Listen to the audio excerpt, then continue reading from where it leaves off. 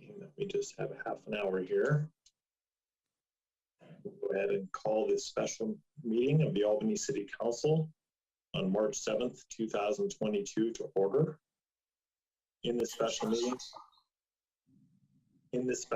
the council will consider acquiring the maintenance easement for the cross on the hill. And I'm wondering if I figure out what's going on with my speakers. Do any attendees of the meeting wish to comment on this matter? I am looking at the attendees. Mayor, if I may call the roll first. Yes, thank you. Especially now that we're all here, I think. Councilmember McQuay. I'm sorry, Councilmember Gary. Here. Councilmember McQuay. Here. Councilmember Nason. Here. Vice Mayor Tiedemann. Here. And Mayor Jordan. Here. Thank you, City Clerk. I do see one attendee who has their hand up. If you could go ahead and let them in to comment, please. Hi, good evening, City Council. This is Jeremiah. I speak for myself, Commissioner for the Social Justice Commission. Is this the item referring to the cross on Albany Hill, Sir Mayor? Yes, it is. Okay, I just wanted to say one thing that I sent an email to you guys. I know the cross is such a dividing topic for the community. I just came up with a solution that possibly it could be painted every month. It could be a social justice cross. You know, we could paint it purple. We could paint it rainbow for LGBTQ plus month. We could paint it red for Valentine's Day, black for, Black Lives Matter month. You know, every month we could do something a different color. Like right now, we could paint the cross blue and yellow.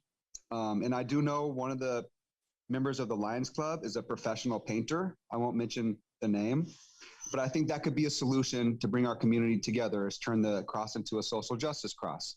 Just any color but white, I think would be okay by the community. Thank you for your time. Thank you for the suggestion. Checking attendees, I do not see any other hands raised. So with that, we will go to closed session.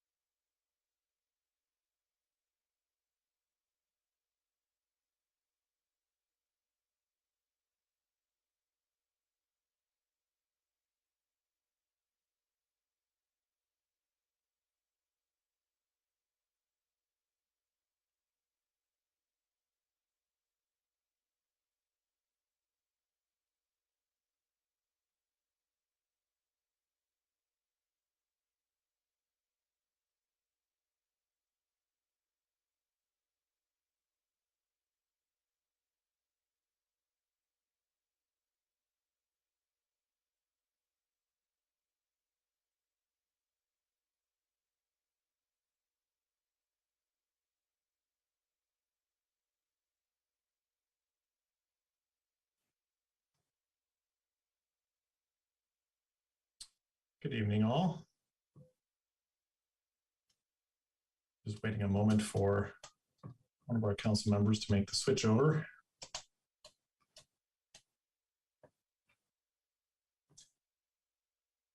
And there we go.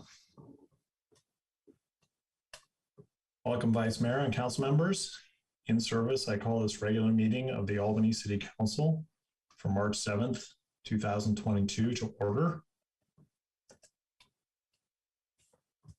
The land acknowledgement. The City of Albany recognizes that we occupy the land originally protected by the Confederated Villages of Lichon. We acknowledge the genocide that took place on these lands and must make strides to repay the moral debt that is owed to this indigenous people, specifically the Ohlone tribe. We thank them for their contributions, which have transformed our community and will continue to bring forth growth and unity.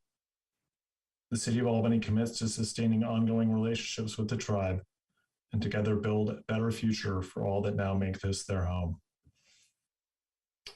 City Clerk, if you would please call the roll. Councilmember Gary. Here. Councilmember McQuay. Here. Councilmember Nason. Councilmember Nason. Sorry about that. Here. Vice Mayor Tiedemann. Here. And Mayor Jordan. Here. We had a closed session earlier, and there is no reportable action from the closed session tonight. That brings us to the city manager report. City manager, if you would. Thank you, Mayor. The Albany Food Assistance Program conducted by Albany Cares held their second grocery and essential items pickup last Friday, March 4th. 19 grocery bags were filled and 54 bags with essential items were distributed. This program is made possible through the council's action for funding through the American Rescue Plan Act. The next giveaway is scheduled for Friday, April 1st. For more information, you can contact our Albany Cares staff at 510-559-4589 or by email at albanycares@albanyca.org. Walk-ups are also accepted each month while supplies last. We are starting the second phase of construction for the Washington Avenue Pavement Rehabilitation Project. This project is part of the city's annual Pavement Rehabilitation Program and reflects the city's commitment to maintaining and improving pavement conditions throughout the city. Construction activities include construction of curb ramps, gutters, and pavement renovation on Washington from San Pablo Avenue to Masonic. The work started today and is anticipated to be completed in April. Typical hours of construction work will be Monday through Friday between 8 and 5. We had a great turnout for our free screening of Speaking Truth to Power. The Albany Library and Film Fest screened the Barbara Lee Speaking Truth to Power on Tuesday, February 22nd, with over 100 community members attending. So this was a great turnout. Really speaks to the incredible documentary of Congresswoman Lee. A reminder that the Albany Poet Laureate is a remaining open position. This is an honorary position of Poet Laureate to a local writer who is currently active, producing, sharing, and promoting poetry in our community. You can find out more information on our website, albanyca.org/arts. The application due date is March 31st.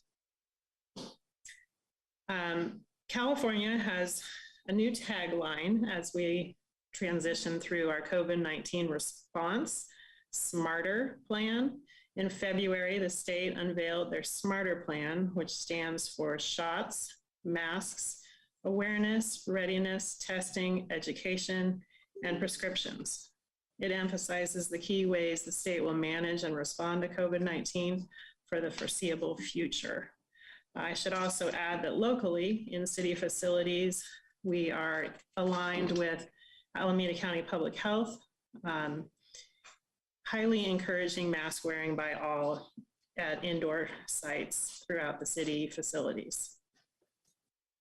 The San Pablo Avenue specific plan update. The city continues our work re-envisioning land use regulations on San Pablo Avenue. A draft San Pablo Avenue specific plan has been posted on the project website.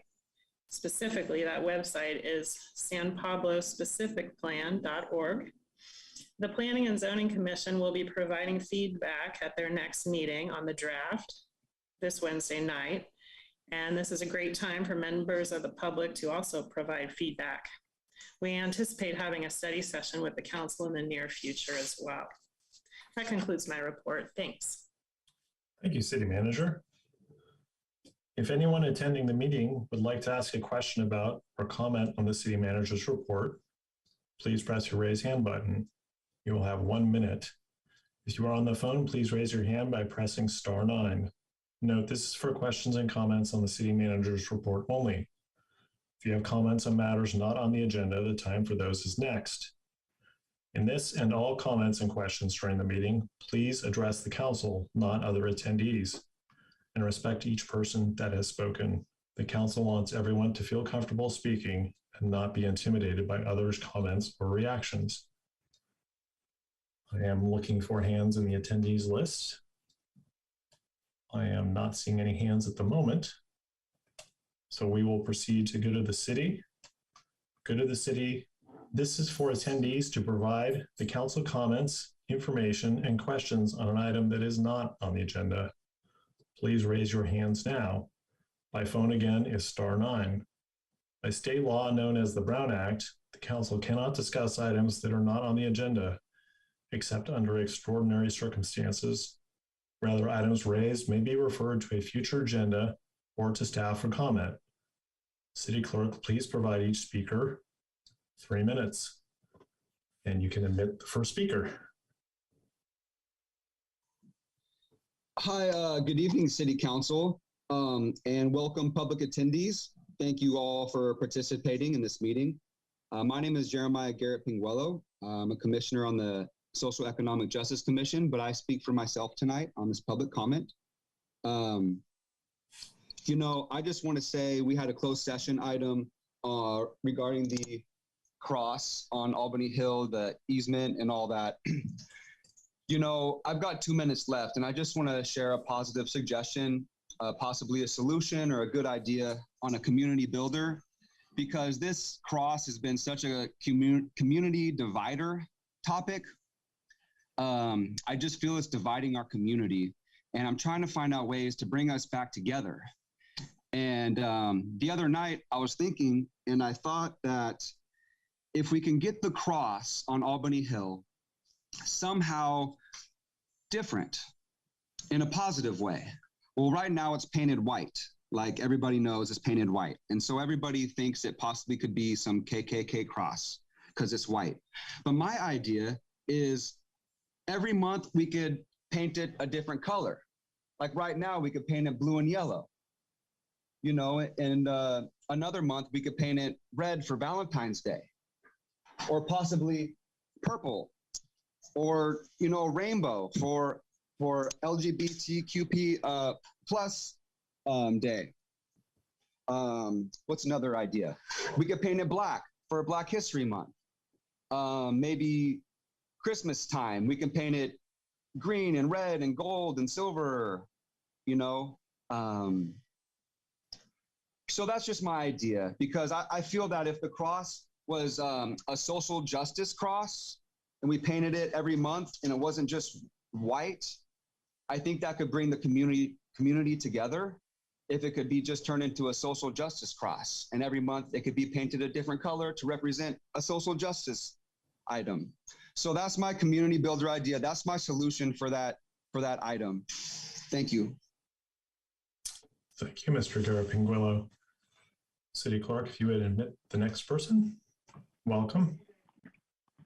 Yes, this is Brian Martin. I wanted to thank the City Council for working on resolving issues with the cross. I disagree with the previous speaker's solutions, but I do appreciate creative ideas in this regard. I wanted to mention an event coming up in the city on March 17th. the Albany Democratic Club is hosting a candidate forum. It's an opportunity for members of the city to become acquainted with people who will be on their ballot for the primary election and to ask them questions if they so wish.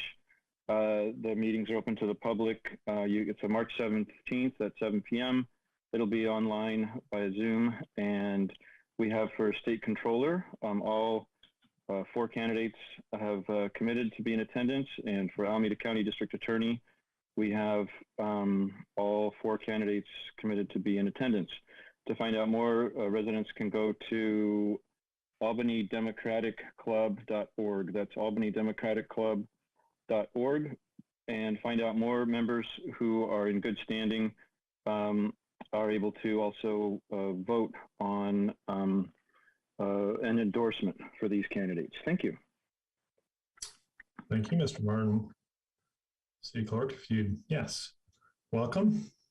Hi, this is Margie Marks. I just wanted to make the council aware that approximately a month ago, we had a new client at the showers, and this person parked on Masonic Street near the community center. He was living in his car, and we referred him to CARES. Within a week, he got moved to a motel. And then within 2 weeks after that, he got moved to a house.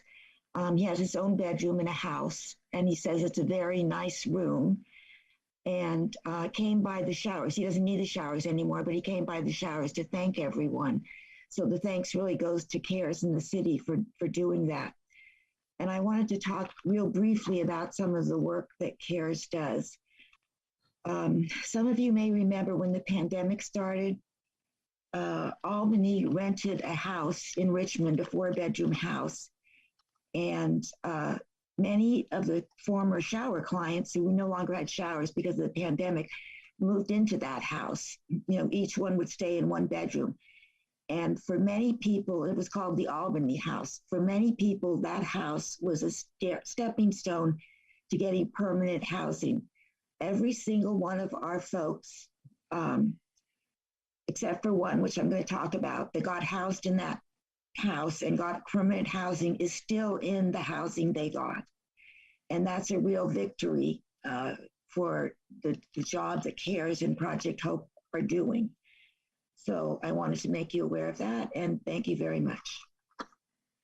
I also think, I don't care what color you paint it, it's still a cross, and I'm not in favor of it. Thanks. That's it. Thank you, Ms. Marks. Not seeing any other hands raised. We will move on to the consent calendar. Items on the consent calendar are considered to be routine. Oh, yes. Councilmember Gary. Thank you, Mayor Jordan. I just wanted to thank the participants who spoke, but especially Margie Mox for sharing that information. That is a plus and a positive for those that are unhoused. So to hear that story, that really warms my heart. Thanks to the city and the staff that made that possible. Thank you, Mayor Jordan. Sorry to interrupt. It's quite all right. Yeah. Yes, I agree with that sentiment. Thank you, Councilmember Gary. Items on the consent calendar are considered to be routine by the City Council and will be enacted by one motion. By approval of the consent calendar, the staff recommendations will be adopted unless otherwise modified by the City Council. There will be no separate discussion on these items unless a council member or a member of the audience requests removal of the item from the consent calendar. Council members, is there anybody who wishes to remove an item? Yes, Councilmember Gary. 710 and 711. 710, 711. Does any other council member or the vice mayor wish to remove an item? Very good. I would like to remove 7.8 and 7.13. And this is the time for any attendee who would like to have an item removed that hasn't already been removed to go ahead and comment and ask to have an item removed. City Clerk, if you go ahead and admit. Welcome.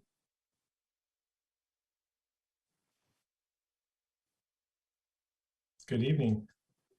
Hi, good evening. I'm not here to speak to remove the item from the calendar, but I just wanted to.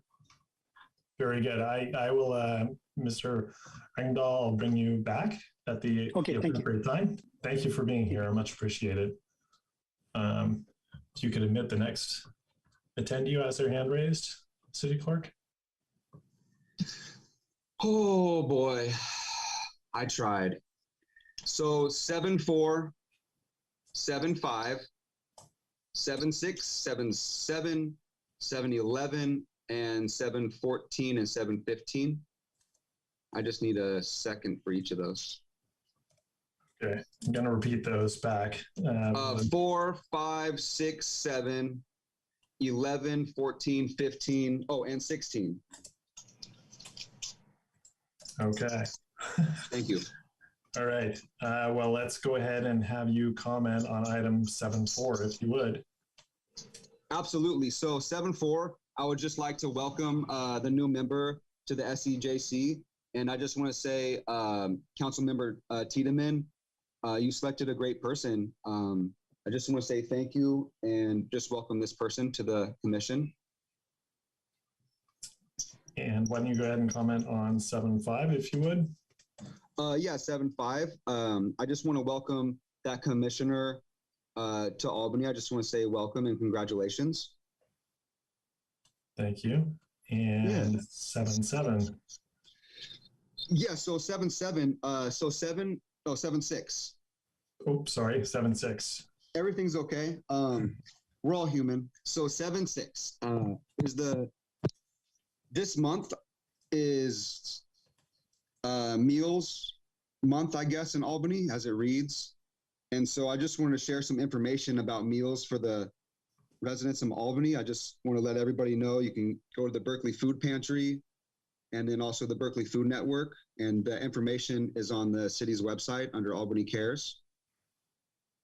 That's it. Thank you.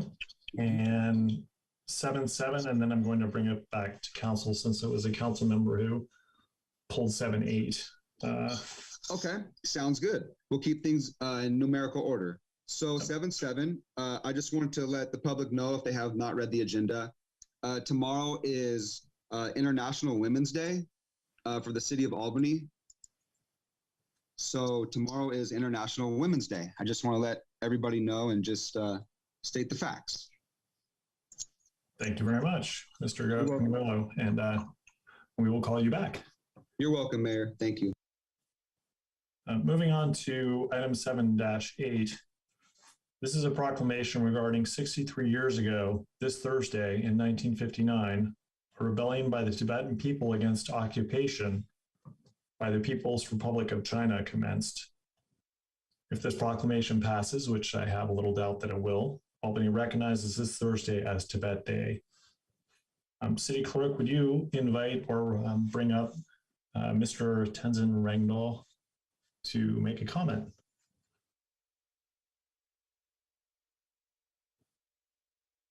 Thank you. Welcome back. Thank you, Mr. Mayor, Jordan, and the City Council. My name is Tenzin Rengdahl, and I'm a Tibetan American living in Richmond. I used to be a Albany city resident for 5 years. I used to live on Talbot Avenue, and my niece and nephews goes to Albany Middle School and Cornell and Albany High School for many years. So, and there are many Tibetans. So I speak on behalf of my Tibetan Americans who live in city of El Cerrito. So, as Mayor said, 63 years ago, Chinese Liberation Army took the independence of Tibet brutally, and they started the occupation in 1949. So what is happening right now in Ukraine by the Russian aggression, it's happened, that same happened in 1949 when China started invasion in Tibet. And I'm sad to report that just a few days ago, a young Tibetan contemporary singer in Tibet, in Lhasa, capital city, self-immolated and died for this freedom in Tibet. So since 2009, over 158 Tibetans have self-immolated, calling for the freedom in Tibet and the return of His Holiness the 14th Dalai Lama. So as a Tibetan American living in a free world, I think it's incumbent upon people like me as a Tibetan, as well as the city leaders like Mayor Jordan and other city council members, to speak up and stand up for the justice when the injustices are happening around the world, especially when a concerned residents or concerned citizens raise that with the hope that city leaders would stand up for the justice. So I really hope that city would continue to support the justice and freedom struggle that is non-violent, peaceful, under the leadership of His Holiness the 14th Dalai Lama for the last 62 years. So I appreciate the continued support, and I would urge for the city leaders to continue to support for the cause of Tibet. Thank you so much. Thank you, and grievous to hear about the recent event. Understandable. City Clerk, I see that there are other attendees who I believe would like to speak to this.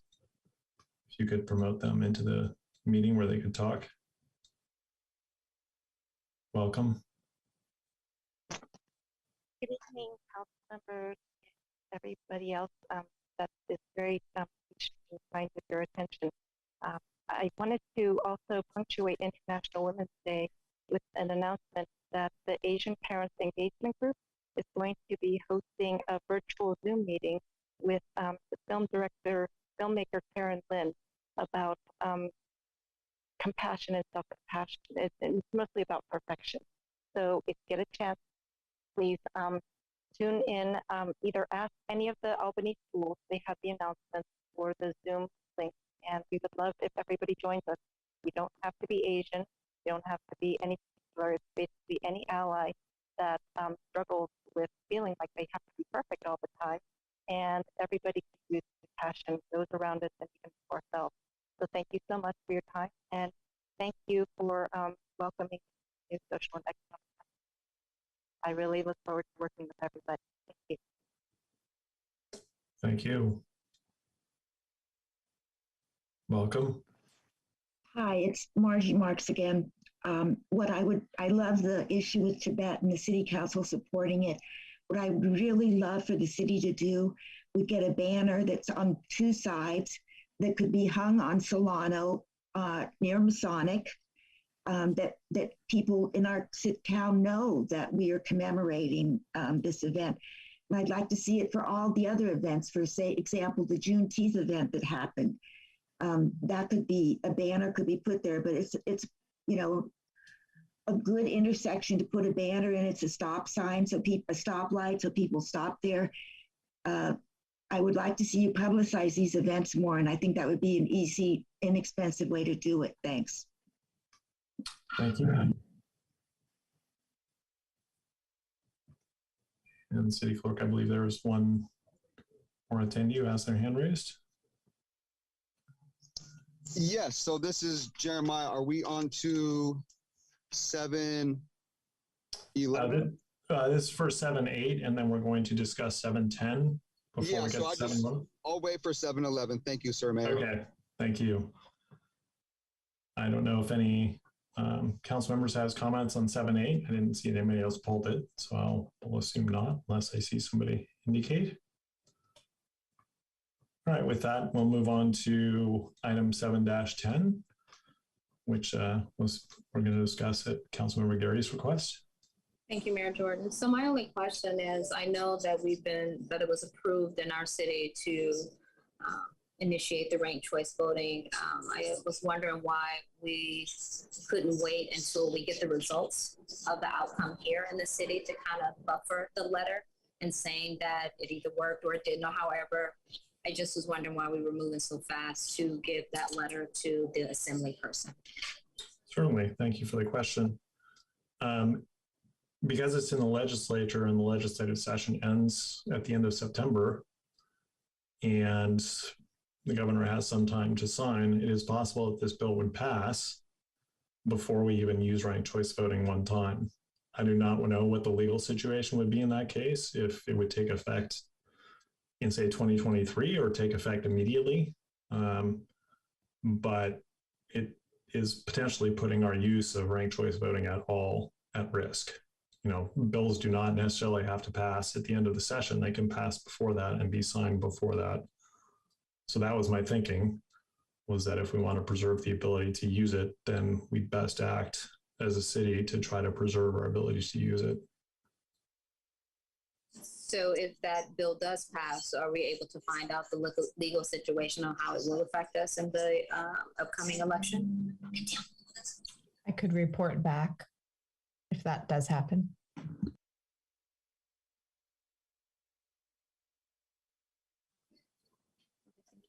Yeah, so I think rather than perspective if it passes, we can wait and see if it does pass and then take up the matter then.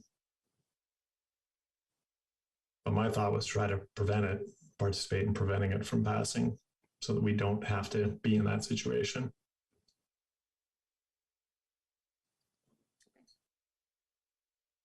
Okay, thank you.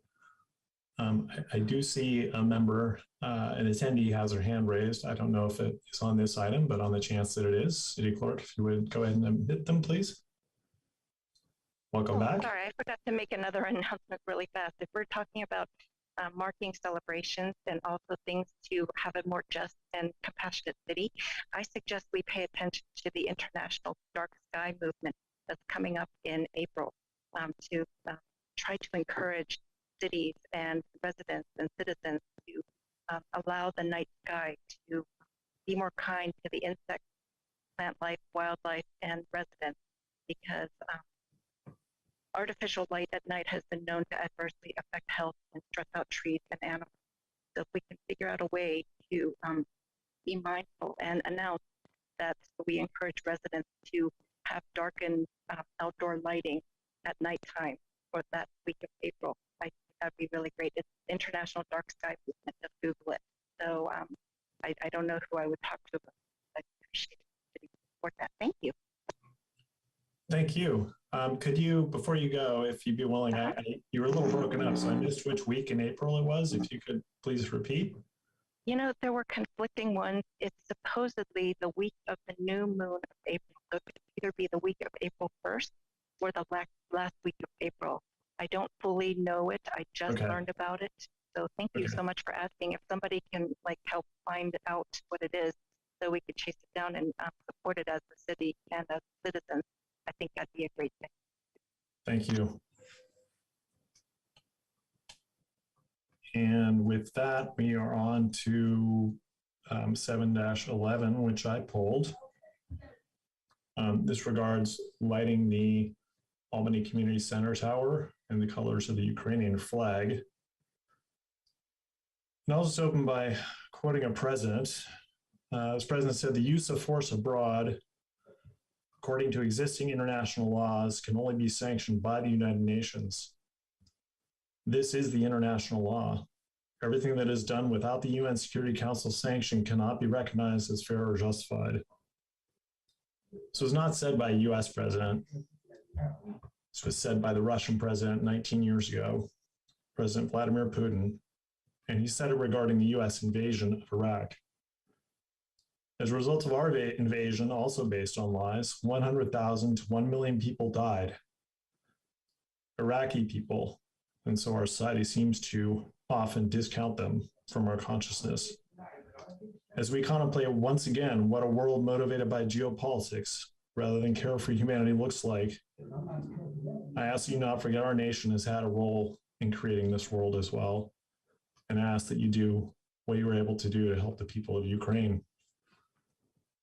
I don't know if any other council member has a comment on this situation. Yes, Councilmember Gary. I did. Thank you, Mayor Jordan. Basically, I think we're on the same page with this. My questions were, what is the criteria that we use in order to light up this tower? How are we measuring that? If I can get that answer. Also, how much is it costing the city to do it? How long? If the council decides they would like to pass it, I would like to know that as well.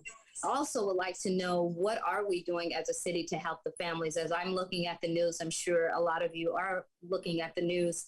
I'm learning that people are dying. There's families that are escaping. They need shelter. They need food. I think it would be in the city's best interest if we can help, if not the citizens over in Ukraine, but if we can help the citizens here in Albany. Have we reached out to any of the citizens that are from Ukraine and find out what is their need? You know, as families trying to come over and have shelter in the United States, I would like to know that answer as well.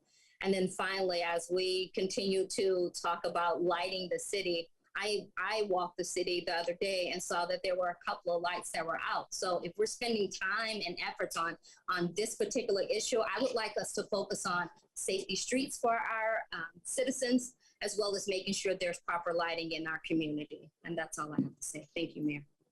Thank you, Councilmember Gary. I don't know if the city manager or even potentially Councilmember McQuaid, since I believe she's familiar with the policy, might be able to answer the questions that Councilmember Gary raised.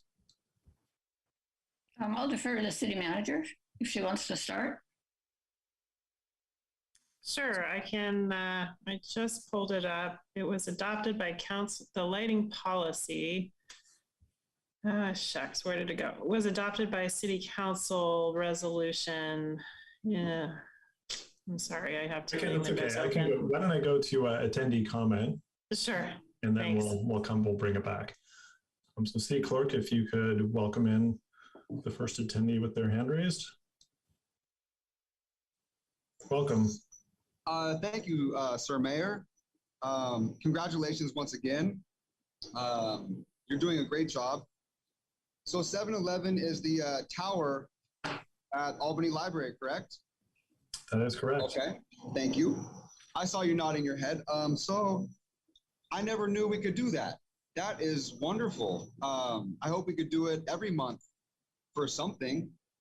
So yeah, I support this. Let's light it up. Let's light it up blue and yellow. You know, let's represent social justice around the world. So yeah, please and thank you. And hopefully we could do that every month for a good cause. Keep up the good work, everybody. Thank you. And City Clerk, if you could let in the next attendee who has their hand raised. Welcome. Hi. Hi. Sorry to I just want to add to the thought about supporting those who are being bombed. It is interesting that we are just starting to notice the strain when for the past 20 or so years at Temple Stores, and we have bombed anywhere before Obama, and after Obama, 7. So we've been very quiet about all those others. So we should be supporting the Muslims. So I mean, it is funny. I mean, it is horrible that Ukraine is suffering, but we also should remember that with our U.S. tax dollars, more than 50% per national expense is spent on our military. Many of it. Thank you. And I will just provide the feedback that for future reference, your comment is somewhat broken up by technology. So if you have another means or another place to comment in from, we'd be able to understand you more clearly. But thank you for commenting. And City Clerk, I see that there is another person who has their hand raised. If you could admit them. Welcome. Good evening. Hi. I have a question and I want to piggyback off of some statements that were made. Maybe it's not a question, it's just a comment. I would like to see if you're going to support the people of Ukraine, because in the news, there's just devastation all over, everywhere, throughout. And I would think that the agencies that are connected with helping them would be able to use a substantial amount of money if you donated that to the particular agencies, rather than be more outwardly dedicated to putting up a lighting fixture. The lighting fixture would have limits and on funding. I'd like to know where the money would be coming from in the budget within the accounts. In the previous meetings, you've discussed the budget, and there has not been there have been questions raised on the legitimacy of where monies are and how it's to be spent. So in order to avoid that in the future, I would think that you would really consider why you're doing this in the first place. Thank you so much. Thank you. And I see another, welcome. Yes, good evening.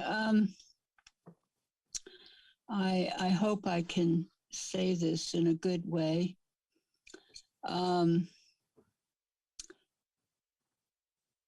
When we look at all the places besides Ukraine that are being bombed right now and have been in the recent past,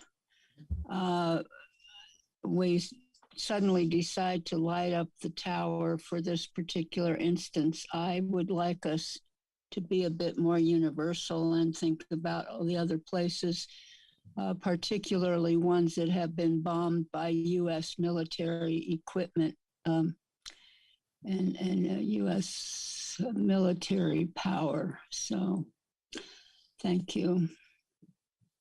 That's it for now. Thank you. And before bringing it back to the city manager for some comments, Councilmember Nason, I need to let you know that unfortunately your picture is turned sideways. So you're like this. So I don't know, you might want to adjust. There you go. Very good. So city manager. Thank you. I'm yes. having, my computer is not cooperating with me tonight, so I'm on my phone. Yes, but thank you. Okay. Yes, thank you for rejoining, and I certainly have experienced those kinds of things myself, so I sympathize and empathize. City manager? Thank you, Mayor, for giving me the time to collect the information for the council on the questions. Our city clerk may be posting the policy as I go through this. Thank you, Anne. So the policy was adopted by Resolution 2020-07, so that means it was adopted in 2020. As part of the action at that time, there was an initial installation cost estimated at about $6,000. The installation of the lighting system has already been completed. It's been a couple of years now.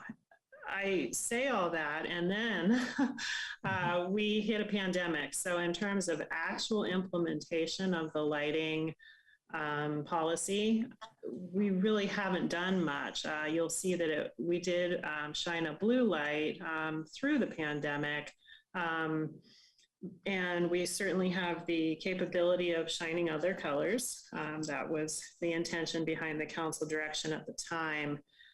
In terms of current cost, you know, I guess it would be the electricity for the shining of the light. And then there would be some staff time associated with the administration of the equipment, you know, changing the colors of the lights. I would consider that nominal. Other questions? And yes, per the policy, staff is to submit basically a calendar, a lighting schedule each December. Again, as mentioned, we have not done this in the recent year because of the pandemic, and the staff that would be responsible, basically our community center staff, was incredibly diverted into serving our residents with brown bag and meal delivery mostly. So these more light touch events just didn't occur when we were in nuts and bolts of core services through the pandemic. So we would anticipate bringing you a lighting schedule in the future. My understanding was this item picked up on that because of the timeliness of the event. I hope that answers all the questions. I believe it does. Thank you for jumping on that and getting us answers as quickly as you did. I don't know that answers, though, the duration question. Yes, Councilman McQuaid. I wasn't going to answer that. I was going to say, though, that the Resolution 2020-07 includes the language of recognizing events and holidays, including global events. The tower may be lit in colors of a nation suffering from a human or natural disaster. So I think that this does fit under that. And I think something like this is sort of up to the council discretion. when it was set up with specific days, as hopefully we'll do again and set up a calendar, it was sort of for one day, like one day would be International Women's Day. So a 1 day thing. There's certainly sometimes where we have a week that we celebrate something and they'd be lit up for the week. I don't think for natural disaster or human disaster, we put in a specific time frame. I think that's up to council discretion. I think that pretty much answers the questions regarding the street lighting. That's, yes, I totally agree.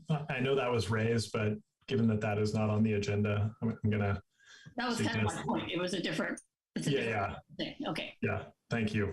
And sorry, I don't mean to be biased. I know one member spoke, and I'm cutting you off, but the wheels finally turned in my head on it. So, yes, Councilmember Gary. So that was just a statement. I know it's not on the agenda. I was just bringing a statement up forward. It still does not answer when you say that the resolution specifically states to different tragedies or things we want to commemorate. There's so many different global things that are happening. My question is, how do we know which one? And why should we pick this one over, what's going on in Somalia, what's going on in other countries that are suffering? I think that, again, the better use and time of staff is to work with other organizations to help support those that are now in war in other countries if the council deemed to do so. And that's just my thoughts. Yeah, I think there is some value in the city physically making a statement in terms of, perhaps helping people understand there's need in themselves, also participating and helping. This doesn't go to, for instance, what you say, the Tigray region was under incredible duress, and I believe still is. So I think you're right in terms of policy development. Yeah, that's my thought. Yes, Councilmember Nason. I'm just gonna, I'm voting for this, and I voted for the Tibet Uprising recognition, and I voted for that in the past. But I would like to sound a note of caution about the city should not particularly have a foreign policy. Berkeley kind of made itself something of got a lot of ridicule and resentment from residents that it was spending much too much of its time and resources on international issues in the past. Our job here is to bring people together around municipal issues that we can all agree on without and I just don't see this as the best way to spend our resources. It's not our bailiwick. So I'm voting for it. I'm voting for both of these, but I hope that we keep these very, very rare. Thanks. Thank you. Are there any other comments from council members? All right, with that, the next item that is pulled, according to the notes I took, is 713, which regards a contract to a company to plant, I believe, 112 street trees in Albany, which is fairly exciting given our inventory of 5,000 trees. Specifically, though, the list that was provided did not include Marin Avenue on either side of San Pablo. There is room to plant more trees to the west of San Pablo along the landscape strip to continue that colonnade. And my understanding is there are more trees to be planted along Marin Avenue where the undergrounding project was done, both to replace trees that have failed that have been planted, as well as complete the planting of the trees in the plan. So I'm not sure if I should make a motion on this separately, or we can just, when we pass the consent calendar, have it with the adjustment that should there be the option of change orders to include planting trees in those locations that the city council gives direction to go ahead with those change orders.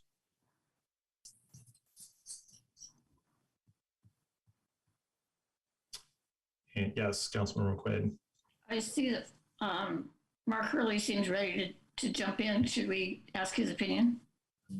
That sounds like a brilliant idea. Thank you. Sure. Thanks for taking up this item. Well, typically when we have these types of contracts, we have a bulk number of trees in the contract, but we also have a per tree cost for both the planting and concrete removal. So we can add trees, and we'll follow our standard contractor change order process for that. So in the email communication, we can probably add some of the trees right now. Some of them might have to wait to a future time when poles are down and whatnot. So the idea is to have a contractor on board and provide the flexibility to plant where we can plant. And then next year we'll get the ones that we can't get done now. Great. Sounds good. I see that there are hands raised by attendees. If you could admit the first attendee. Thanks, City Clerk. Welcome. 714. Oh no, sorry, we're on 713. It's all good. I'll mute myself. And I see another hand raised. If you could admit, thank you, City Clerk. Welcome. Hello, am I on? You are on. Yes. Welcome. Okay. I made a comment earlier, and I had my hand up when you made a comment. I still would like to, if I could, Mayor, go back to getting a response from Councilwoman McQuaid. Again, I don't understand, or help me to understand, the duration aspect of this lighting and the cost. It was at the council's discretion, but what is that? We need to know specifically how much money is being handled. I question that again. I question the duration. I question why this is forthcoming in the first place. And I think I shared a little bit earlier about other alternatives that might be more permissible. Because again, as Councilwoman Nason so eloquently put it, we are not an international type of, this is not an international type of thing that we want to take on right now. Maybe other cities can do it, but I believe the alternatives, Mayor, would be quite acceptable if you would join other agencies that have a way of funneling quickly to help those in Ukraine. Thank you for allowing me to come forth with this right now. Thank you. And my understanding from the city manager's response is that the cost of doing this is very minimal. It's essentially maybe the cost of some light bulbs and staff time to switch them. And so it's of a very different order of magnitude than if the city were to actually contribute funds, which I'm not even sure how that would work itself, to the relief effort. As far as duration, maybe Councilman McQuaid could speak a little bit more to that, then we will move on. Oh, sure. As I said, I think it's up to the council discretion. So I would say we do it for a week. And just as a starting point, if people have a different idea, let's think about that too. All right. Does anybody have any thoughts on a week? Seeing generally no response or a positive response. So, all right, I'll take that as a positive. So with the understanding of this, if this part of the consent calendar passes, the lighting will be for 1 week's time period. And with that, I believe we have arrived at 7:14, which Mr. Garrett Pinguillo asked to be removed. If he is still around, yes, Mr. Garrett. Yes, thank you, City Clerk. Welcome. Your comment. Hey, are we on 7:14, Sir Mayor? Yes, 7:14. Okay, so $350,000 approximately. You can buy a house for that. If someone wants to do a little masonry work,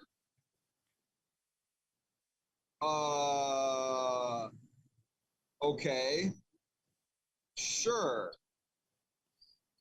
That's a lot of money going in someone's pocket.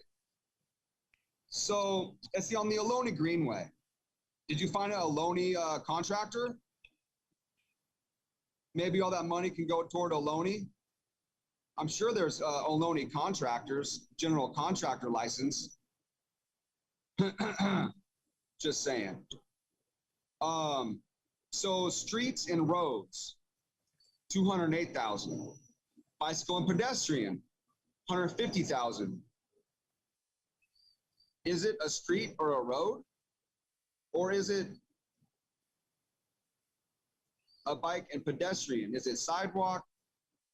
That's a lot of money coming from streets. I mean, are you repaving the street or are you doing the sidewalk? Because streets and roads, you know, it's not technically sidewalks. The bicycle and pedestrian is. So I'm just kind of confused, you know. I mean, it looks great, but I don't know. Is this the second reading of this?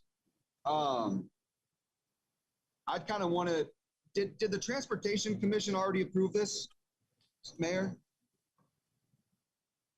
Okay, you can't comment. Yeah, I can respond when you're done if you'd like. Okay, yeah. So if the Transportation already approved this and passed it, you know, that's fine. I was just a check and balance to, it's just a lot of money. I mean, you could buy a house for this. That's all. That's all I want to say. Thank you. Thank you. I will answer as I have a little bit of knowledge of this, having been on the Transportation Commission during part of its consideration. So this regards two new signals, one at Masonic and Solano and one at Marin and Masonic. And the purpose of these signals is to improve safety for people using the Albany Greenway who are crossing both those streets by putting in a left turn signal for motorists on Masonic, so they're not trying to turn left through people who are crossing the streets on the Greenway. And it will also improve safety and function for motorists. I believe that's why it's appropriate to fund them from both these funds.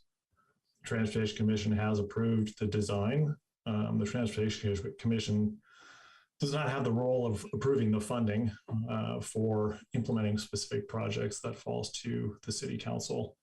At least that's my understanding. City Manager, if I've gotten any of that wrong, please feel free to correct me. Okay. Yes. And so that brings us to, not seeing that there's anybody else commenting on this that wants to comment on this from the council. This brings us to 7:15, which regards the rehabilitation program for Washington Avenue, the phase 2, which the city manager just mentioned in her report. That extends from, if I recall correctly, from Masonic to Cornell, I think. If you could admit the attendee, Mr. McCurping with, yes, welcome back. Yeah, thank you. 7:15. I apologize about 7:14. I just was confused on myself. I apologize. So 7:15. So we keep repaving our streets. I mean, for years, we keep repaving all the way down Cornell, all the way down Adams. And then here comes East Bay mud. Literally every time we repave a street, 1 month later, East Bay mud comes in and they rip it up. And then we're left with an old street and it's already only a month old. So this is a problem I've noticed throughout our entire city. We've got to coordinate our repaving programs with East Bay mud. If we're going to repave a street, we need to check the sewer lines, check the water lines first, so we don't have to redo it. And if East Bay mud's coming in and tearing up an entire block, look at Cornell right now, 900 block of Cornell. I mean, it was just paved a few years ago. It was beautiful. Beautiful. And now East Bay mud comes through and they just rip it up. with no consequences for their actions. And now we're left with a terrible street. So please, every time we do a repavement project, it's common sense to check with East Bay Mud first. Say, hey, are you gonna be doing any work here? Are you gonna be tearing up our streets? Because we'll repave it after the work is done. I hope you understand my point. Thank you. Thank you. And seeing that Public Works Director Hurley is still in attendance, if he is willing and able, I believe he could shed quite a bit of information in response to that comment. Okay, sure. I think there's a lot there. First, I wanted to maybe clarify the scope of this change order. So this is the Washington contract that we're adding this, but this work is specifically for redoing the Buchanan and Jackson intersection. There was that concrete section in the crosswalk that was deteriorating, and we pushed it very quickly to coordinate it with the Albany schools week off. So we kind of attached it to this project or this contract for convenience purposes. With respect to the question about coordinating with other utilities, we spend a lot of effort in trying to coordinate that, and both with our own work as well as PG&E and East Bay Mud, and it's quite a task. And I think we do get it right most of the time, but there are times that catch us off guard. And actually, an example of this is the Washington Pave Phase 2. We wanted to do it in a single project, but East Bay Mud accelerated their schedule without telling us, even though we've been working with them for 2 years on the project. And so we adjusted it, broke it up into different pieces, specifically to avoid digging up streets that we recently paved. So we do put a lot of effort into that, and we try to be successful, but there are times where things slip by. Thank you, and thank you for correcting what I said at the outset regarding what this was about. My understanding is that the city at least tries to have a 5-year moratorium on any digging through the asphalt concrete after pavement maintenance is done. That is the case, and there are times where there's and PG&E is probably best at this, where everything's an emergency and they kind of just go do it. So we try to coordinate that ahead of time, but yeah, right. If it's an emergency, and if everything's an emergency, we're kind of at the whim of these utilities. Thank you for providing more information on that. And I believe 716 was pulled as well. Yeah, so you can unmute. I think you're still in the room, so to speak. Thank you, Sir Mayor, and past Madam Mayor. Good evening. So the reason why I bring this one up is I'm on one thing and one thing only right now. It's the City Council, city's minimum wage or the living wage. I don't know how you can approve Albany's minimum wage or living wage so low. So, Mr. Mayor, can you just tell me tell the public right now what the city's minimum or living wage is? It is $15 an hour, to my understanding. $15 an hour. So $15 an hour times 40 hours a week is $600 a week. $600 a week times 4 a week is $2,400 a month. So if you take away 25% taxes or a third taxes, you're left with maybe $1,800. If you want to rent something, it's supposed to be a third of your income. So due to your minimum wage, someone on that income is technically classified as extremely low income. I mean, are you okay with that? With paying our citizens an extremely low income? I mean, they can't even afford it. They can't even afford it. So I don't know how you can approve our minimum wage $15 an hour. That's sad. That's disrespectful. You know, it's got to be $20 minimum.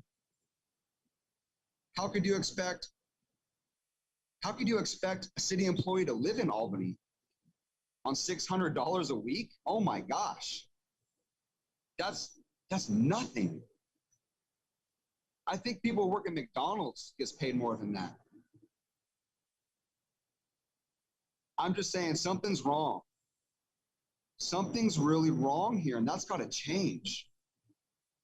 I can't believe we could allow that. A minimum wage so low that we put our citizens in an extremely low poverty.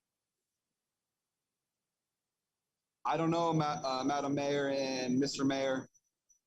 I don't know what's going on with this minimum wage, but I think it should probably be raised to at least $20 an hour. You know, give people a chance to succeed, right? Thank you. Thank you. And I will note that this agenda item regards approving a new memorandum of understanding for the next 3 years with the employees who are represented by SEIU. I do see, yes, welcome. This is Margie Marks again. I wanted to speak to something the last speaker said. The city of Albany passed what is called a living wage ordinance. And in that ordinance, there was a cost of living increase written in every year into it started at a certain wage in the year it was passed. And I'm sorry, I don't remember what year that was, but there was a cost of living increase. So I believe it's now more than $15. I haven't looked at it recently, but so the city of Albany does have a living wage, and there is a cost of living increase annually written into that living wage. I just wanted to give you that information. Thank you. I appreciate the institutional memory.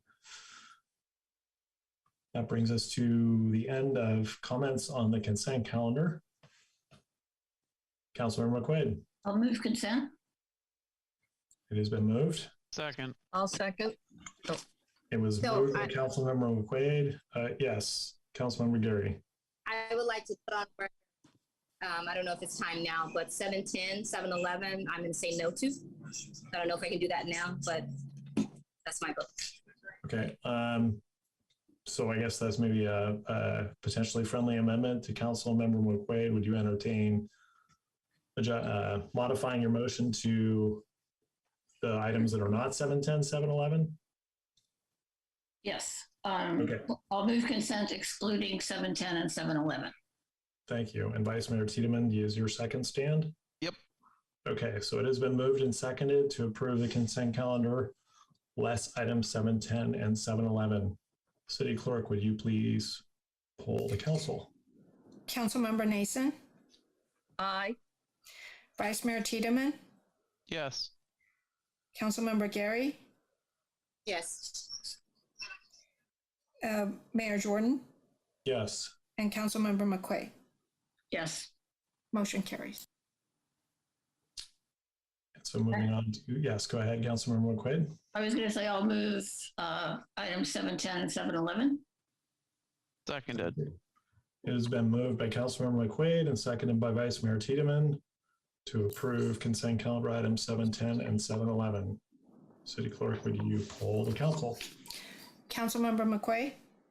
Yes. Councilmember Nason? Yes. Vice Mayor Tiedemann? Yes. Councilmember Gary? No. And Mayor Jordan? Yes. Motion carries. Thank you all, council and attendees. That brings us to new business. The first item of new business regards the requests, final request from the Community Task Force on Policing. I don't know if there is somebody to present a report on that from the task force, but if there is, I don't know if Councilmember Gary will do that or if there's somebody else in attendance, but now would be the time for a report. So Member Hamady will be presenting, if you can bring them up. I guess my question is I don't understand why this is on the agenda. From the email that we received from you, Mayor Jordan, you said the staff was going to give a report and present this. And so I guess I'm a little perplexed to find it on the agenda without a report. The way it stands now, it does not have enough information for the council to make a informative decision. It's missing the legal analysis. And I know, Councilmember McQuaid, didn't we just pass something on January saying that everything needs to be brought to the table? Everything's not brought to the table here. There needs to be a more robust report to go along with the report for the community task force in order for us to make an informative decision on how we would like to move forward. With that said, I yield my mic if Member Hamady would like to speak on this item. But for me, I think we should pull this item, make sure we have the staff report and everything organized together and bring it back to City Council so we can do our due diligence to the community and the task force. Thank you. I can at least convey my understanding of why staff chose not to prepare a report, and the city manager can add as fit. The city staff, and looking at the number and potential complexity of the requests, after doing that consideration, decided that trying to write a report that would cover all of these items comprehensively would be beyond its capability within a short time frame without direction from the council. And so staff requested to get direction from the council regarding which items to potentially pursue and in what order. But if that was the case, why was that not written? I mean, we're getting that through you speaking it out loud, but that could have easily been attached to the report, basically saying that based on the information we have, we cannot rightfully so write something up to present to the council. Thus, we are asking the council to either give us more time so we can research and do everything we need in order to bring this matter forward. Now, it will delay the oversight committee moving forward, but simply putting this in front of us and saying, let's make a decision now, that does not reflect the policy that we voted on back in January. That's my opinion. Very good. I don't know if the city manager wants to make a comment. Sure, Mayor. In reference to the policy, that policy is specific to individual council members bringing items before the council. In this regard, you have a task force as created by the council with policy direction to that task force to submit recommendations back to the council. It would be premature for staff to make robust, significant amount of research until we have that proper policy direction from the 5 of you as a city council. Thank you, City Manager. But aren't you working behind the scenes with the police department and the city attorney to get this pushed forward? I mean, there has to be some camaraderie here. We all have to work together if we want to see this happen. If we don't, then let's vote to not move forward. But simply putting this report on and then saying direct the city manager to go ahead and move forward in the way that she will. I don't understand the time now having it on there and waiting until we have all the information. I think it's a bit much for the task force or even the community to outweigh the options before them if we don't have everything on the table. So if that's what if council wants to do that, then that's okay. But we shouldn't be wasting the community's time or the task force time on issues if it's not going to be presented in a way that will reflect the. Thank you, Councilmember Gary. And Councilmember McQuaid. And just a reminder, this is for questions, although we haven't even had the presentation yet, so. Yeah, I would just say that, you know, watching the task force, this was their final report to council. I'm a little confused as to, at this point, why it's anything but that. Well, I can recall the last time the task force brought something, you said that you were looking for a report. Okay, it was the last one because our time was up. But we did have a member who wanted to discuss the budget. Unfortunately, her father passed. In that sense, we didn't finish the work because that member was out. Now, we didn't have any more time. The motion was, could we get more time so we can finish the work that was being passed to us? Councilmember Gary, I'm sorry, what motion was there that asked for more time? I'm sorry, let me be clear. In the task force meeting, the last one, when I was speaking with the task force members, because one of the members was out because of her father passed, I asked them, would you like us to request one more meeting so we can review the budget and complete the report and send it to the council? And so they didn't say yay or nay, or if they did say yes or no, we're here today. But I believe that because that member was out, we should have an opportunity to assess the complete budget that has been given to them to look at, and then bring the report back to the city council for review. That way it's a more robust report. Thank you. I will just note, I may have missed it, but I don't recall being presented any discussion about the matter of potentially having another meeting for the task force one way or the other. It was on the, it wasn't brought to the council. It was me asking the task force members. So I don't see a hand raised for the member who is going to present. Well, I don't know if you could. I promoted him to a panelist, so he has the ability to. There we go. Welcome. Thank you. So, yeah, I just want to echo what Councilmember Gary has said. I think that as members of the task force, we've worked really hard on our proposals for the last several months. And I think we deserve to have a full staff report. If that requires council prioritizing a couple items initially, then so be it. But as it stands now, it doesn't really make sense to present without a full analysis, just so that we can kick it to the city manager without any kind of constraints or criteria for proceeding. So my preference would be to delay my presentation and wait until we have some kind of input on whatever they feel is within their capabilities. But I have no interest, and I believe my fellow task force members have no interest in just having a discussion that has no ability to actually have any meaningful effect.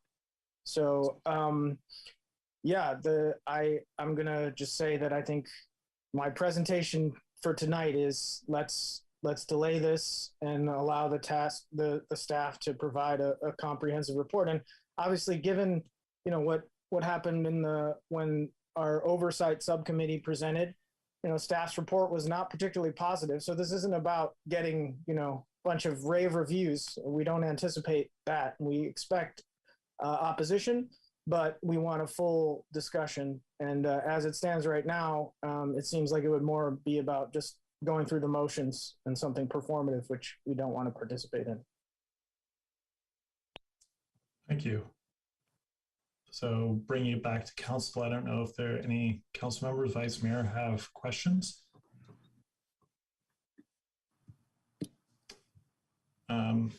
Well, I have a question or a few questions.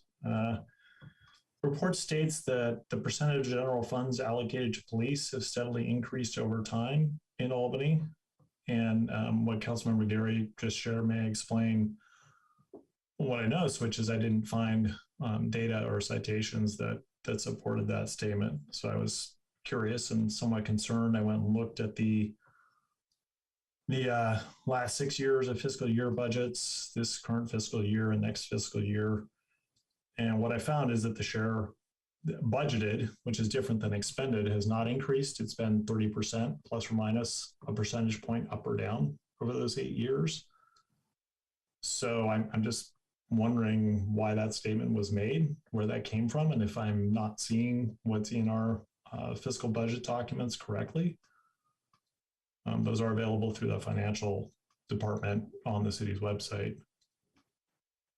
Thank you so much, Mayor Jordan. So as I stated before, the budget subcommittee members was missing a member.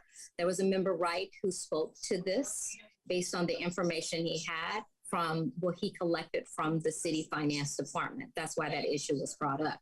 Again, if there are some missing elements or information that wasn't presented to him, I would request that that information be sent so he can assess what it looks like and bring it back to the council when we receive that staff report. Thank you. One of the requests is that only unarmed personnel should engage in community events, community education. I didn't see, and I may have missed statements as to why that request was put forward. I don't know if either the task force members could provide context for that. Sure. So generally, I feel, and I think most people feel more safe when they're having a conversation with someone who doesn't have a gun. And I think it's sort of self-explanatory. I mean, we met with the chief of police, and he spoke about how he met an autistic family, or a family with an autistic child, and the family said that the autistic child always feels safest around police. And that may be the case for that family, but I think that in general, people who are, particularly members of vulnerable populations, would feel safer when the person providing community education doesn't have the ability to kill them. So I'm a little surprised by the question. I think it's pretty obvious. Thank you. I saw one of the requests was to prohibit organizations that are associated with police from being able to donate to campaigns. Is that actually legal? I don't know. So, it would be great to have a legal analysis from the city attorney, which we're lacking. So that's a good question that we could have some further analysis on, but we don't have it. So thank you for making my point. Mayor Jordan, I'm happy to jump in and answer that one just on the spot. I'm not going to be answering all of the issues, but that one is not legal. We would not be able to do that. Okay. Thank you. Could we require that members who do accept funds from police organizations disclose that information? While speaking as a candidate, I'm aware of the campaign filings that need to be made, and that would be disclosed in the campaign filings as a matter of course. Okay. Yes, Councilmember Gary. I'm sorry, Councilmember Nason was first, and I can go after her. Okay, thanks. Councilmember Nason?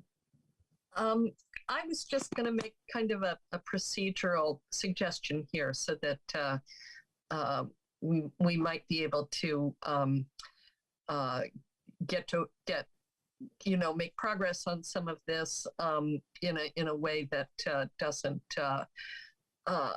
mean that all of our staff resources have to be directed to this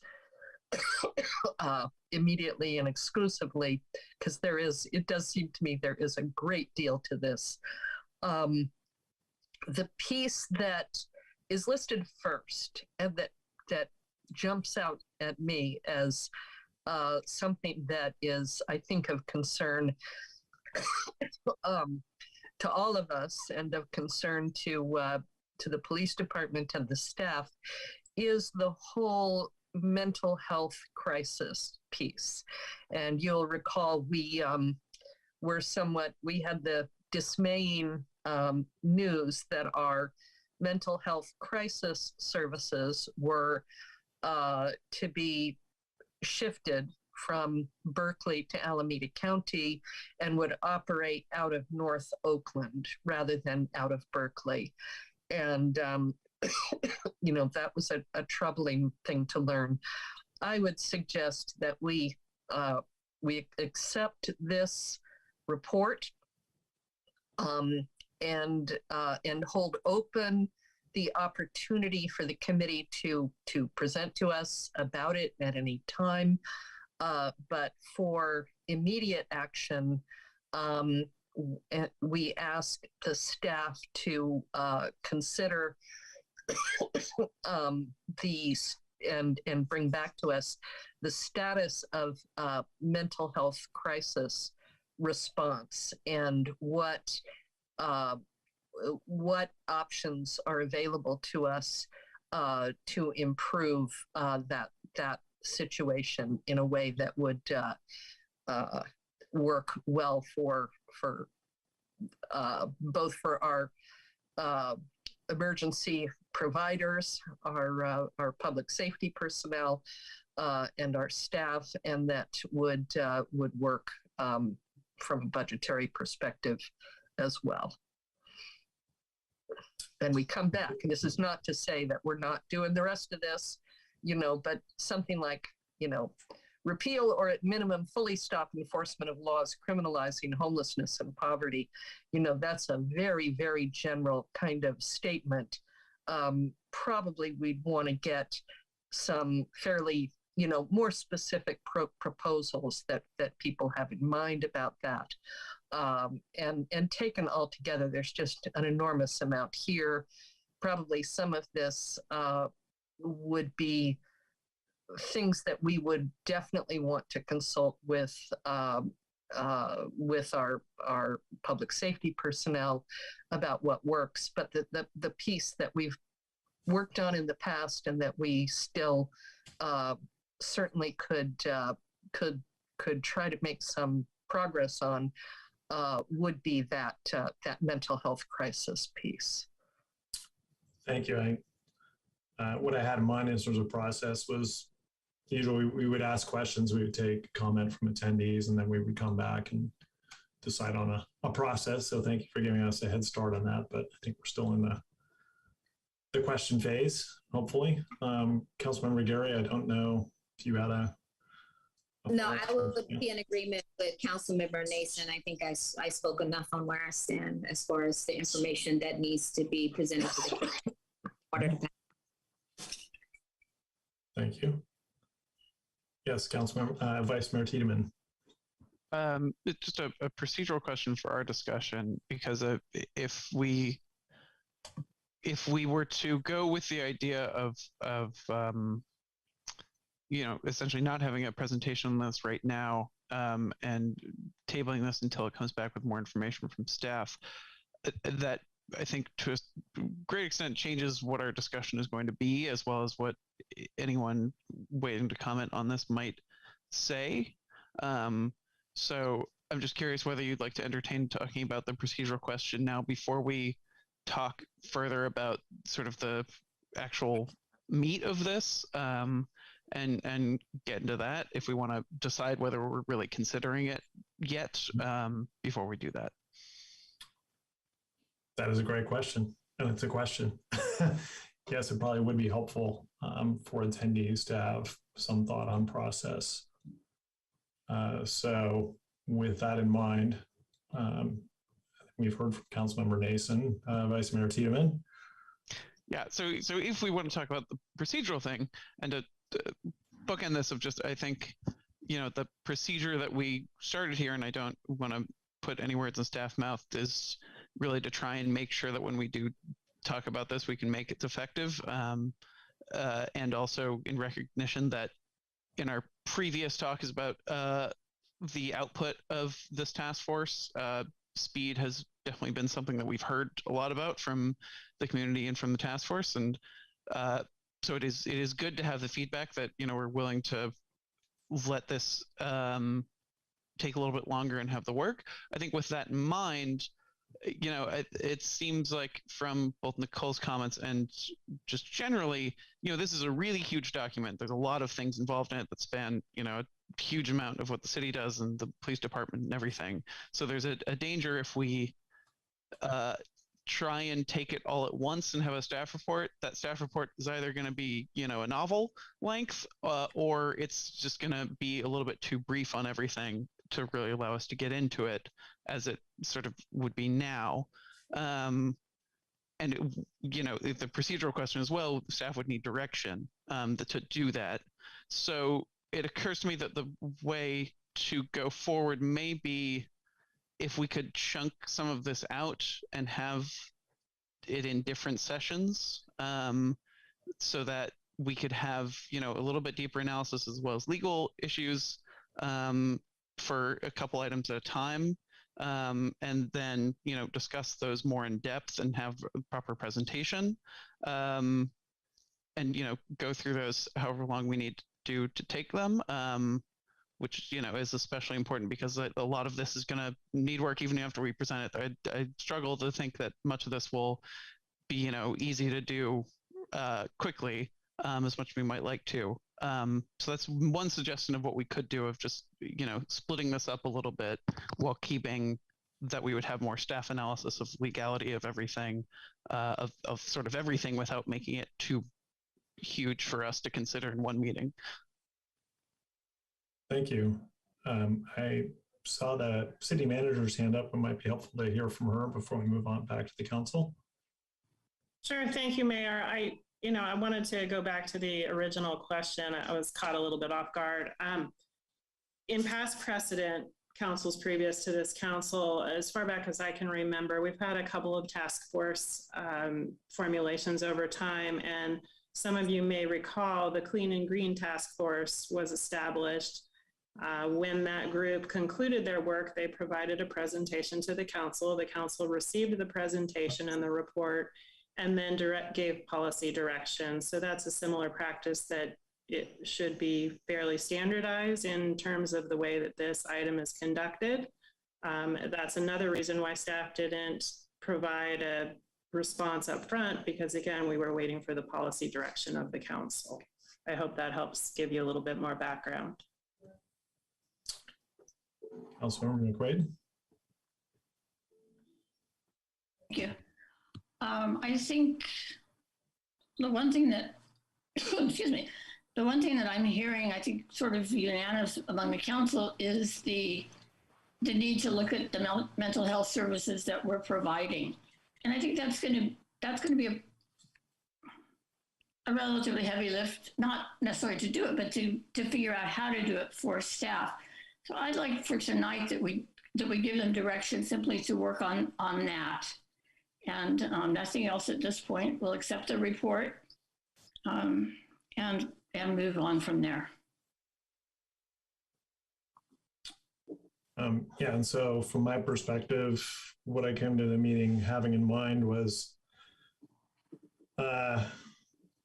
looking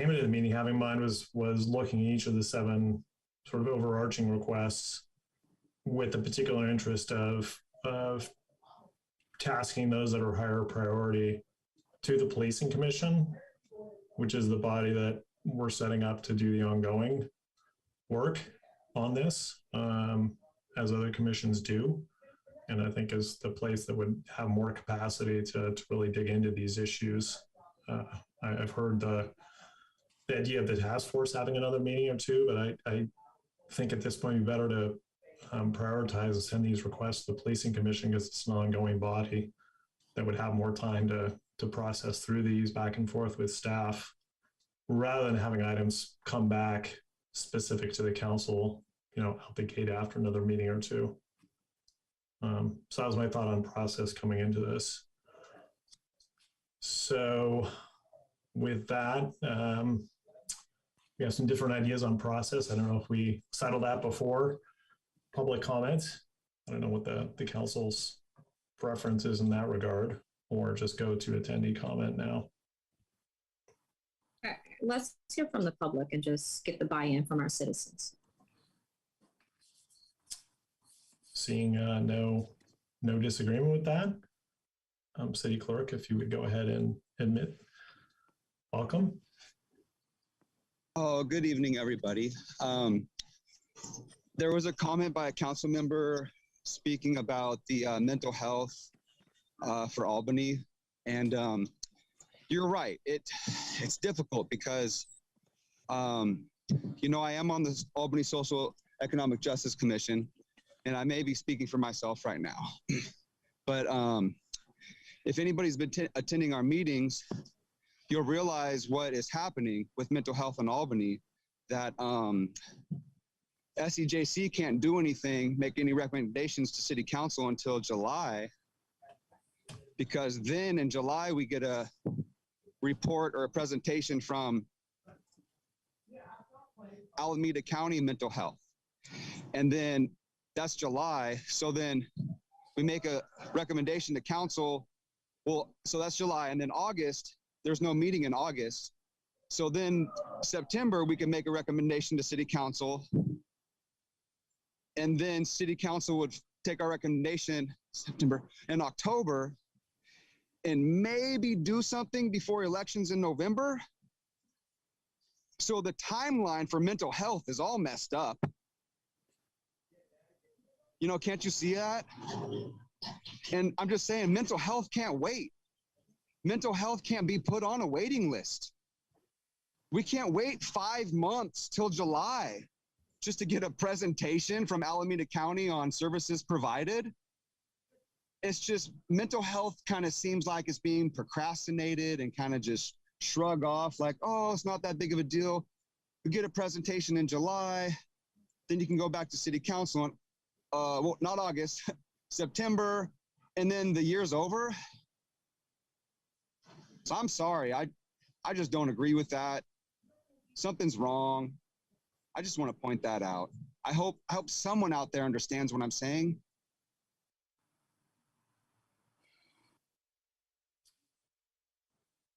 Thank you. I think just not to say your comments done, but yes, please go ahead. Hi, I'm also on the Social Economic Justice Commission. I'm Kathy Rye. Thank you so much for your time and kind attention. I don't know if you were aware, I think I sent to City Council people an email last month saying that February 19th marks the 80th anniversary of Roosevelt's EO 9066, which imprisoned Japanese Americans. So based on my listening session last February, we are in dire need of a moratorium for sending any Albany resident to jail. And mental crisis happens to be a big part of it. There's already a 24/7 phone service that Albany police could easily call and have them talk through a situation that obviously could be complex PTSD, instead of telling them that one of you has to go to jail. I even sent APD, just a really quick, because I'm the dumb mom in sweats, remember that, just a quick finding that the judge found in the inmates of Santa Rita jail for the deplorable condition. This is happening under our watch, our tax dollars, this Albany police's policy. Yes, they're just following rules, but that's also what the SS soldiers said when they were exterminating the Jews. So we need to figure out a better way, and we need to figure out that. I would appreciate it if you did an exploration with the city attorney, and maybe Mala could be really gracious with her time. But Biden's CARE Act already has a house confinement rule that could possibly pertain to the non-violent cases. Because Albany police cases, I'm just a dumb mom that just looked at some numbers. 4% of arrests are non-violent. I mean, jails are big bucks. As a structural engineer, I did jails for San Mateo prison, and back in the 90s found out that each prisoner cost the taxpayers $30,000. You know what it is today? It's $106,000. So until the sheriff cleans house at Santa Rita jail, and it's so easy to funnel residents to that abusive condition, we really seriously need to look at a moratorium, because the future DA, I hope, Pamela Price, has ideas on neighborhood courts. We gave Albany police a $2 million increase. I don't know how that happened. The levers of the purse strings just made it happen without anybody else's. There's just no transparency. You may or may not have read my email that the finance committee won't even convene until May. And that's a month before you approve the budget. And it's so opaque. The audited numbers for 2021 has already been done by a third party. Why can't you spit that out? That takes no staff time. Did you lose it? Thank you for listening. I am so frustrated. Thank you. Welcome. Hi, I'm Yvette Leung, and I've been a member of the Community Task Force on Policing. So thank you so much for letting me speak. Let's see, I'm just trying to gather all my thoughts. You know, I love the idea that we compartmentalize and break down these different issues, but I want to say that the Community Task Force on Policing, what it was charged to look at was policing data, the RIPA data, and we did not have any of that data to look at. And it's only now that the RIPA data is available, and so we didn't even have access to that data. The SEJC was responsible for looking at the mental health and crisis response.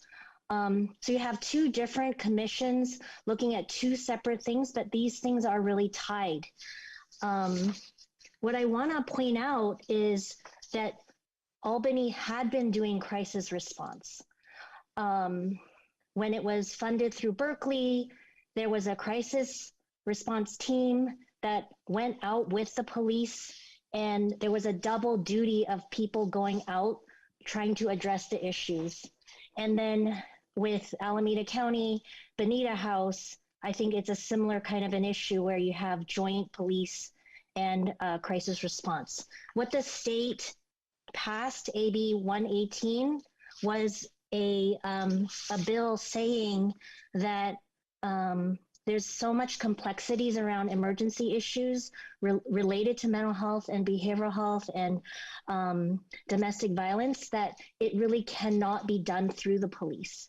And so when I even read some of the public comment about this is an agenda to defund the police and that this is like too left wing, I'm just shocked, because what you continue to ask us to do is to look at the data, and yet you separate these different issues when it's all connected. And so I might suggest that you either continue the Community Task Force on Policing for one more time and have us look at crisis response, but perhaps do it together with the SEJC as one joint meeting where we can look at crisis response mental health, because this is an issue that across the nation we're dealing with, and we don't have the data to show, like, how does a coordinated 911 call system, how does that look like? And how do you respond when right now the 911 call system is connected to the police department? And we're not saying to just dismantle a system, but I think that what's been recognized is it does not work in its current state, and it's also very expensive. So I ask you to consider either a joint meeting, SCJC and Community Task Force and Policing, and we bring back the issues. My fear about the Policing Commission. Thank you. I think we got it because your time you just is haven't running. even assigned anyone. So you'd be starting from scratch. Thank you. Thank you. Welcome. Hi, this is Greg Downs. I'm also have been a member of the task force and appreciate you all having this item today, and also the work of Member Hamady, who was a lead on this in the task force, and today, and Member Leung, as well as others. The point was raised about whether pieces of this could be referred to the police commission, and that's a sort of a viable idea. It's not the only option, and I wouldn't foreclose discussion of if anything that you wanted to send back and to re-empower the task force for a meeting. I'm open to that, but I also do understand the logic of referring it to the police commission, except for one thing that I raised now. Many months ago, we're going to be coming on 6 months, not too long from now, that was passed in October. We still don't yet have an advertisement for the police commission. I was just on the city website to make sure I wasn't misinformed.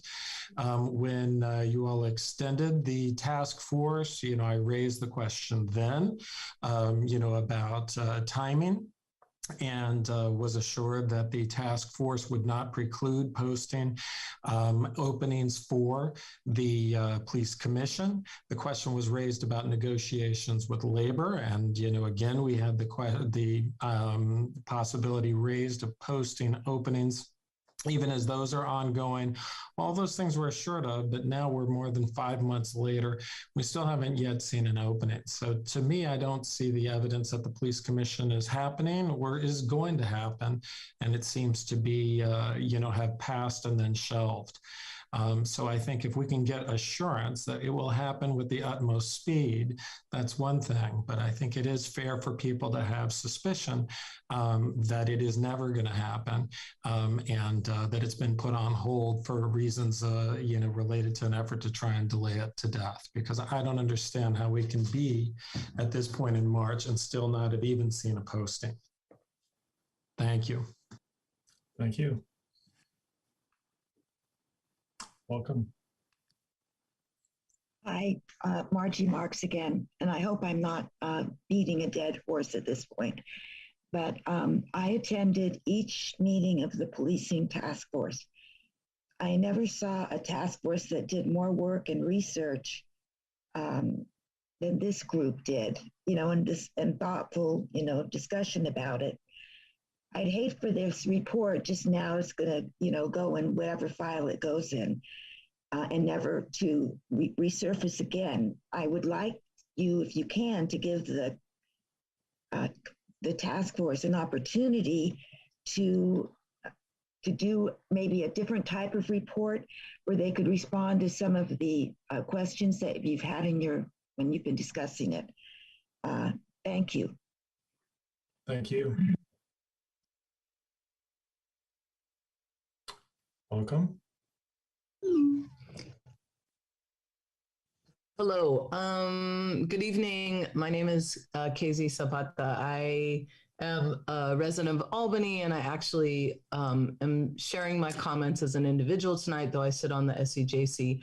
But I wanted to say that this conversation, I think, is really, really important. It is so clear that the city of Albany has a lot of work to sunshine and put light on what is happening in the police department and what's happening with the budget and so many aspects of the police's work in the city of Albany. As Greg Downs was saying earlier, the timing is, it feels, there does not feel to be the urgency. And the urgency was really clear when the effort, some of this work was started. And I really want you all to urge you all to feel that that urgency again. One thing that I want to concur with what Yvette Leung said in terms of having perhaps the SCJC and the police commission, or sorry, I can't remember what the initials are, the Community Task Force on Policing, perhaps do a joint session, because the SCJC has been working quite a bit on the Racial Equity Impact Plan, which mentions the police extensively. So there is, I think, a lot of overlap, although, as Greg said, ideally, there were a police commission happening and on the road to being established, but it really doesn't feel that way. I just cannot urge you enough. I really want to speak against accepting the report and letting the city manager handle it, and that is absolutely not the way this process should work. This process must be done publicly. It must be done with the ability to comment like we're doing tonight.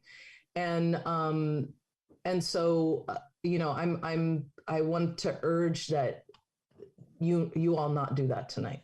Thank you. Thank you. Welcome. Thank you. Yeah, it's hard to know where to begin. I concur with what KZ Zapata just said, and beyond a single joint meeting that's being talked about, what about getting the police department to come forth with the information that has been requested over quite a long period of time now?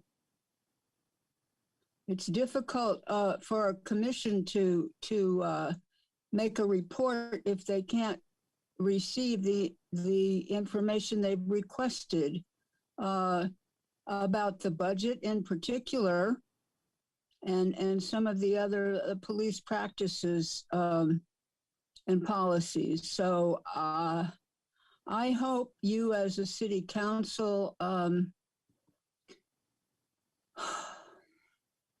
I don't know if any of you personally have had to engage with the police or prison or a mental health system. Obviously,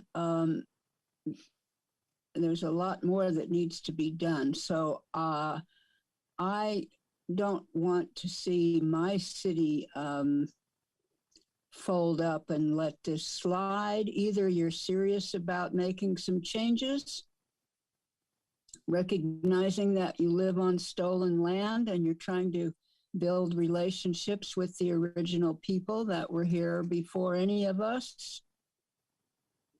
So let's see that you do something positive here instead of just letting this slide and doing the same old, same old. Thank you. Thank you. Welcome. Thank you. Hello, Council. We have, for better or worse, my name is Lubov Mazer. I'm an Albany resident. And we have, for better or worse, a city manager, city council form of government, and to ask for a different procedure for this issue seems like it would take a change in the charter. And that's a question I know you can't answer. Thank you. Thank you. Seeing no other questions, we can bring it back to council. Oh, wait, there is, I'm sorry. Well, hand went up, hand went down. Hand is back up. Oh, there, welcome. If you are speaking, you are still on mute. I'm sorry about that. I wasn't sure if my hands were up or down. My name is Anthony Wright, and I'm part of the council and no, the committee. Sorry about that. And the question that maybe I misunderstood what you said about the police budget not increasing over time. When we deal with percentage, we can deal with percentage can remain steady, but the real dollars actually increase.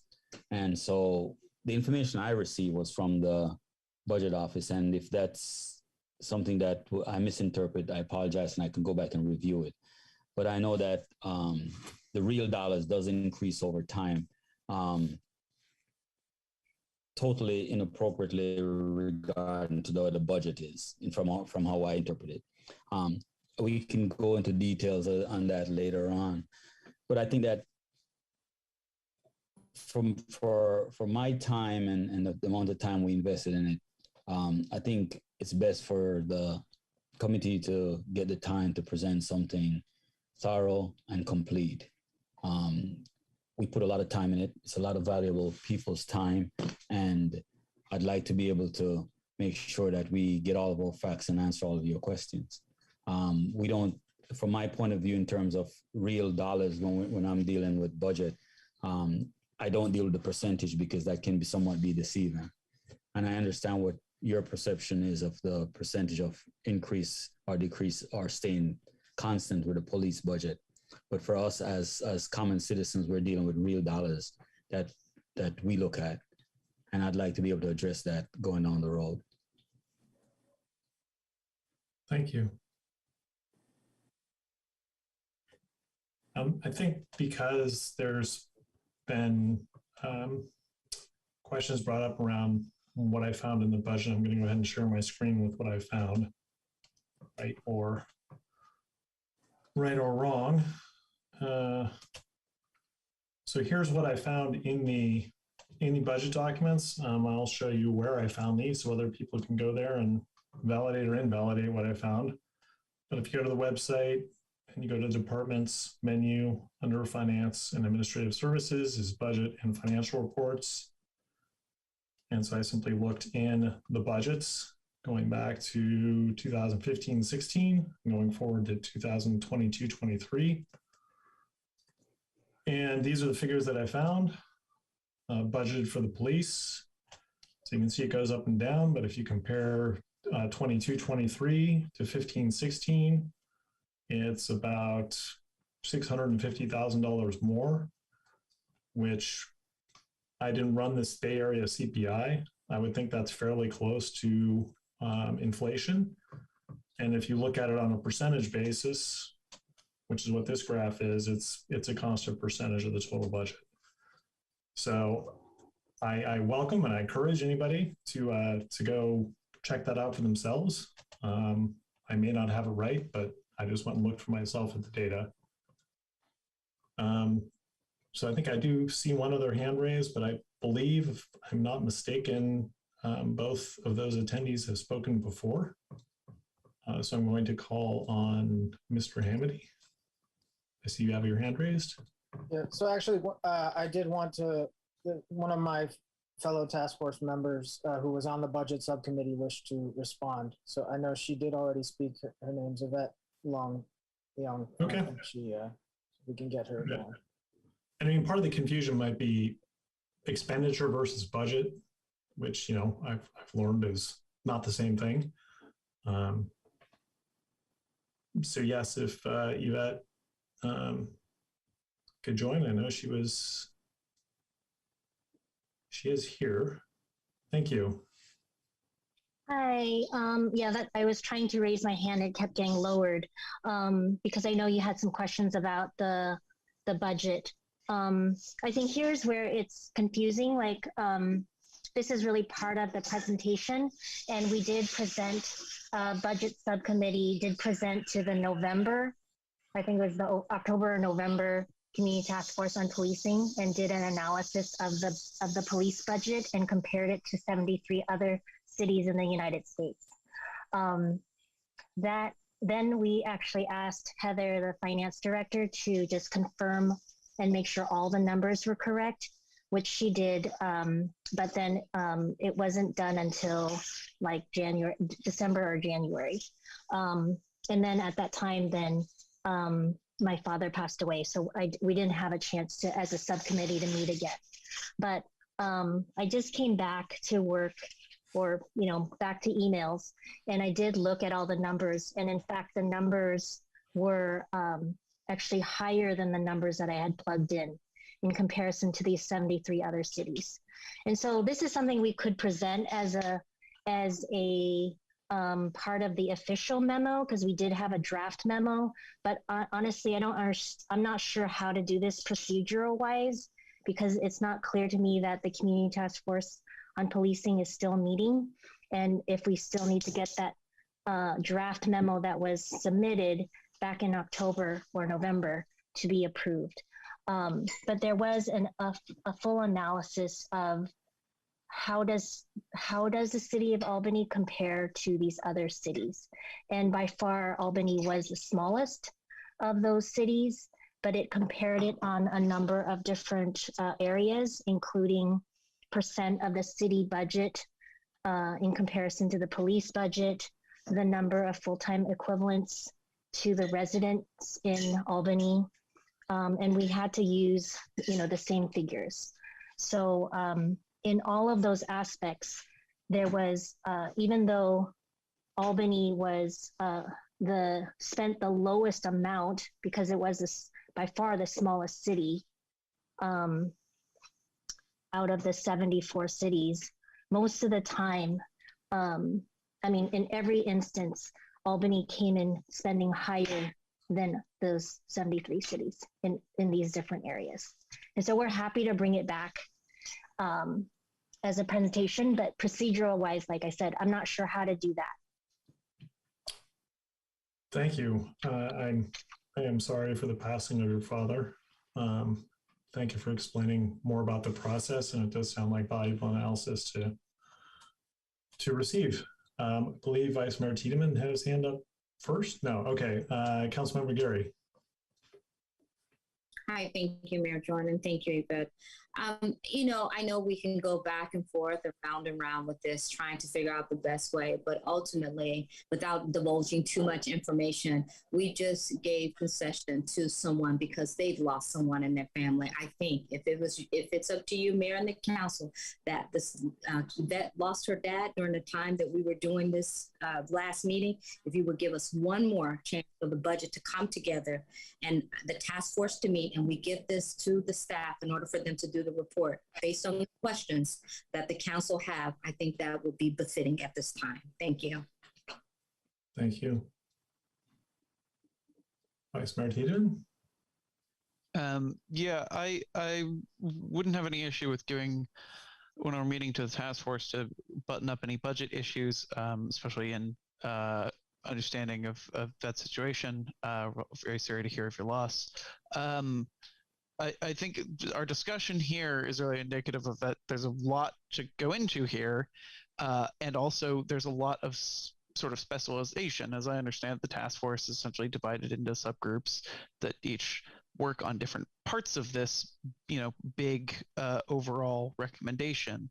And we obviously have a lot of them here that have commented and are very interested in this process and very willing to talk on it, which to me seems indicative of that there is room here for these deeper discussions to happen at the council with, real presentations from the subgroups, the subcommittees from the task force, so that we can really dive into it. Because, if we tried to do everything at once, just judging from our brief discussion of the budget, we would be here until the wee hours of the morning for sure.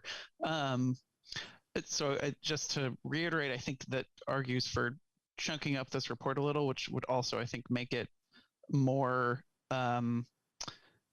more doable for staff to give some feedback and some legal analysis for each part.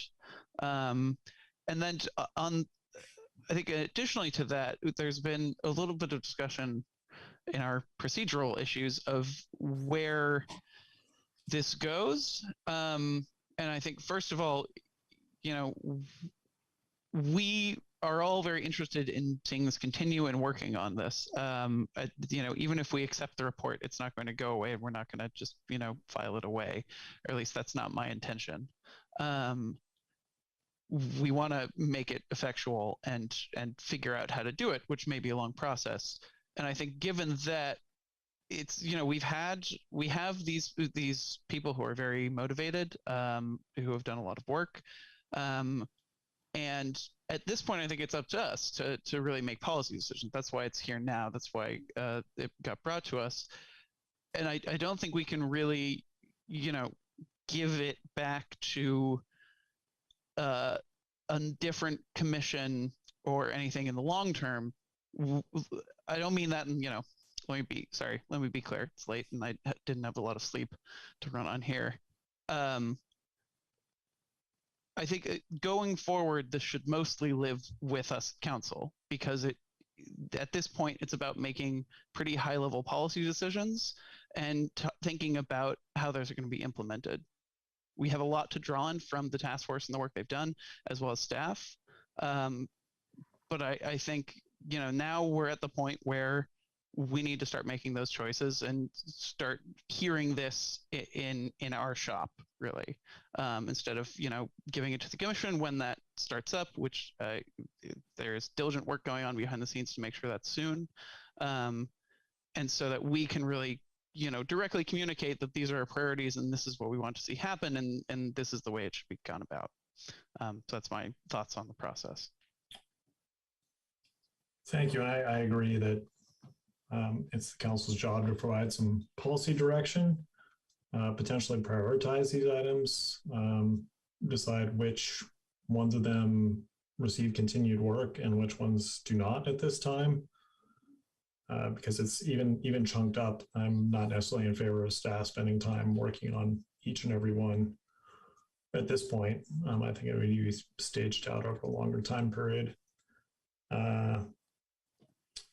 Certainly amenable to another meeting for the task force, given the information about the budget. It may be quite useful to have that come forward. I know it was raised, and the city manager, I think it would be helpful if you could convey what the process is for making or receiving applications, putting out a request for applications, receiving applications, and making appointments to the policing commission and standing that up. Sure, Mayor. The next step in that process, as indicated when the council approved the action item, we've been in meet and confer with the Police Officers Association as a requirement because some of them, that was advised by our city attorney and our negotiating legal counsel. So that process has been underway with both parties fully participating, but it takes time because everyone is busy. That is just about set to conclude, and we anticipate coming to closed session, which would be standard based on a meet and confer, to the city council at your next meeting in March. Yes, in March here. So following that, once those changes and conversation have been had, we could ideally begin announcing the application period in April. Thank you. That certainly also seems to fit well with the task force having another meeting, should that be the council's desire. Any other council member wish to comment on where they, yes, Councilmember McQuaid. Thank you. You know, I appreciate the work the task force did. I know they worked hard, but I believe it's now ours to deal with. I think they've given us the report, and we need to move it forward. I don't see really particularly any value to going back to them again. I like the idea of prioritizing, but I in my head, I keep going back to the fact that, to me, it's the mental health piece and how we're going to deal with that that's really the most critical for our city. And I think that's, until we sort of get that straightened out or figured out, I think that should be the focus. And I think, this is what staff does. They have the ability, the organizational ability, the operational knowledge to put a program in place if that's what we're looking for. And I would suggest that we direct the city manager to work on that first, and at this point only, and then see where that takes us and go from there. Thank you. Councilmember Nason. Yeah, if I understand it, I think that what Councilmember McQuaid just said is very close, if not the same as what I was suggesting earlier, that we pick that up as an issue on which the committee has made a series of recommendations. It's an outstanding issue because we've had it up before us before, and I think that there was a great deal of concern about it. It is one of the primary areas in policing reform that people are talking about nationwide, is how do we improve our response to mental health crises, and we have this particular troubling situation where ours has been transferred from Berkeley to North Oakland, and I'm delighted to hear that Bonita House is involved now, but I don't know about that program. I'd like to hear about it. I think that's a great item to take up, and I don't see a reason to wait. I'm not against anybody, giving us budget analyses. I don't see that is necessarily requires another meeting. And, there's a tension between having another meeting and getting this other group set up. I don't think we want them both operating at the same time. There may be people who serve on the task force who'd like to serve on the committee, and they should have the option of asking for that. So my inclination would be, let's move forward, encourage the members of the task force to provide us with any budgetary analysis that they might do, but not ask them to meet again, and let's ask the staff to start working on crisis response and come back to us with a presentation on how it's handled and any proposals that might improve, any options that we might have for improving mental health crisis response. Thank you. Councilmember Gary? Thank you, Mayor Jordan. So and correct me if I'm wrong, you wanted us to go through this document, kind of pull and pick some, put them in place. Is that correct? Well, I think we have a couple of different ideas on the table. No, but about yours, is that what we're trying to do? Yeah, that was my thought. Okay. To prioritize, and then what else is on the other that's on the table is just to mark the crisis response alone, except the rest of the report. There might be some middle ground between those two I can think of at the moment. Hopefully that helps in sort of the frame the two different things that are on the table. Right. Go ahead. And I think that would be great. I mean, we just don't want to leave this document here. We have Member Hamady here. You have task force members. So if you want, I would be okay if us talking about it, pulling, prioritizing, like you stated. Because I know the city manager just said the staff was busy. So we want to make sure that we take some of that off of their plate. And so they can focus on the mental health component of it. So that would be my suggestion. Thank you. And I see Mr. Hamady, you have your hand raised if you have some information to offer. Yeah, so I just wanted to say that I think it sounds like Mayor Jordan and Councilmember Gary, that proposal of actually compartmentalizing, chunking it, so to speak, with the first priority being the crisis response team and mental health, having a staff report provided and legal analysis. I think that makes sense. I would not, I would definitely, I think our concern was, the recommendation was just kicking it to the city manager. And I believe Councilmember McQuaid just wanted to, then we could see what happens next. And I think we need more in the way of specific guidelines for what happens next than just seeing what the city manager comes up with. So I think we put this report together. It is quite detailed. We put a lot of time into it, but we do understand that it's of considerable breadth and depth. So yeah, I understand that to have staff provide a report on all of it would be quite long. And it does sound there's a consensus emerging that the crisis fund, voice my support for that, but specifically that we have the report still in play and the staff respond to the report rather than having full discretion to decide how we proceed from here so that the public remains in the know. Thank you.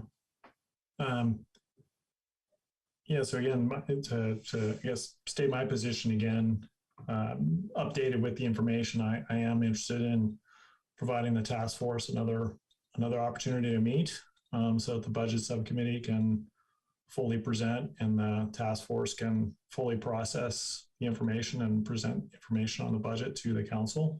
That's certainly work I'm interested in. As far as the idea of referring analysis of crisis response right now, I think that would best be done, from my opinion, by staff in concert with an advisory body. And I don't know if city manager has a thought on which advisory body that might be, should the council choose to go that direction. It seems to me it could be in the policing commission, it could be in SUJC, it could be in both.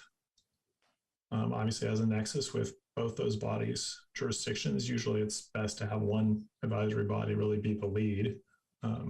So yes, I've spoken. City manager, I don't know if you have any thoughts, and I'm putting you on the spot.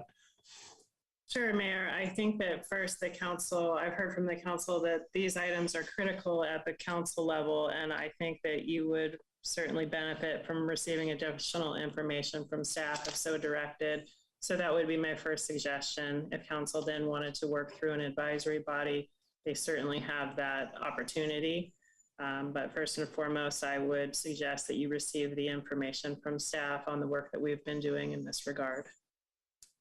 And is that statement specific to the crisis response matter, or all of them potentially? All of them? Potentially all of them, but with regard to mental health, crisis response, and response teams, as a proactive staff that takes responsibility and hears from our community, we've been working on this already. So I would be happy to present that to the council.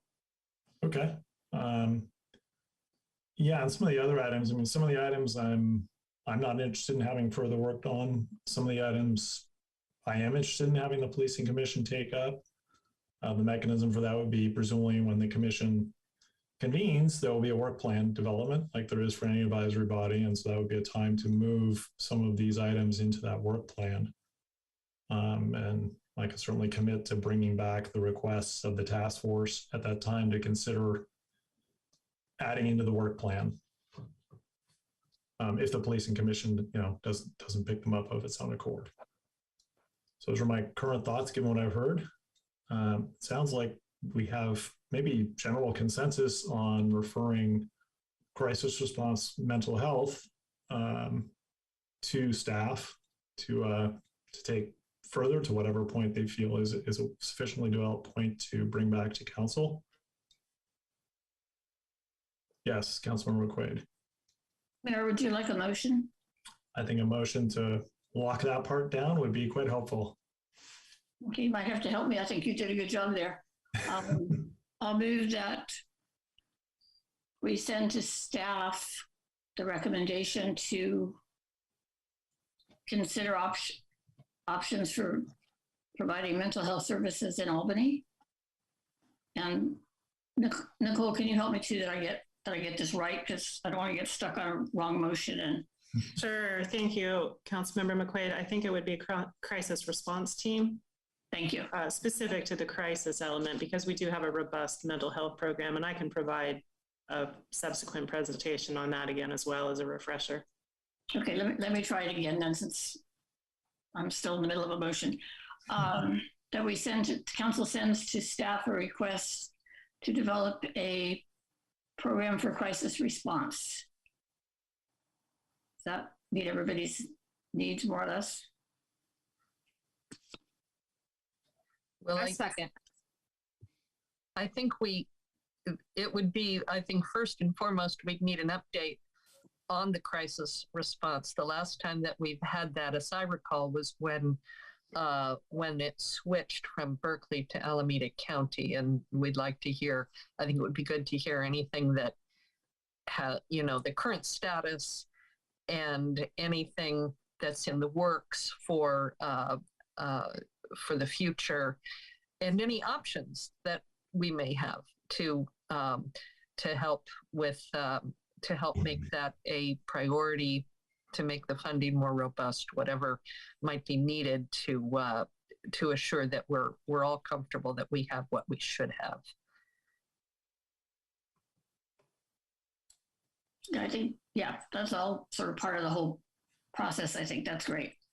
Okay, part of the package. Thank you. Yeah, with the understanding that this is following on the request from the task force, it's a request for staff to bring forward options on how crisis response might be handled, particularly with regard to the Albany police currently having to handle much of that, most of that, all of it, I'm not sure. And so we're looking for alternatives to that, is my understanding. Of both how it's handled now and what options are out there for improvement. Yeah. Good. All right. Well, with that understanding, it's been moved by Councilmember McQuaid, seconded by Councilmember Gary.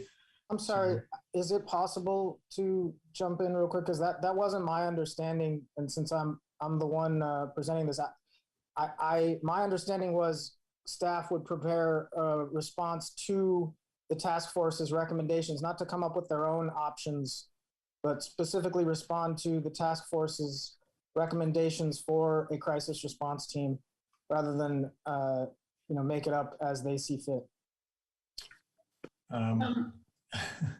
Yeah, I think we need to keep this at council. I understand you want to weigh in, but we're in the council process now.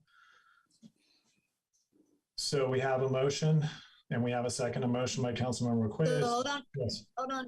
Let's address that question. I mean, let's make sure it's clear. I mean, although he's not a part of the council, but he brought up a valid point. So let's be clear to the community what direction we're trying to move. So the motion, as I understand it, is to refer to city staff to bring back information and presentation on crisis response. And so his concern was, is the city or the staff going to make up their own, or are you going to work in tandem with what was brought with to the city based on this report? That's what we need to clarify. So is there an amendment to the motion? Councilmember, based on, yes, absolutely. It needs to go in tandem with what the task force has put in place. So we can have those options that you stated that you would like to see as part of the process. Yes, Councilmember McQuaid. Well, first of all, I take exception to the phrase staff will make up their own or make it up as they go along or whatever you said. I think that is disrespectful to staff. It doesn't show their professionalism and ability to do that. I don't know that's what you meant, but I will throw that in. So that's not what I said. The members. So let's be clear on that. Regarding the motion, I think it included options. Certainly this is one option. So maybe a clarification would be for city staff to bring back information and a presentation on options for providing crisis response, including and in consideration of the model that's put forward by the task force.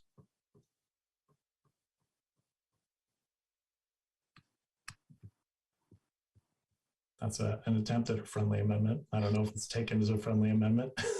Aye. Yeah, there's a lot, there's a lot of options. I think it's fine.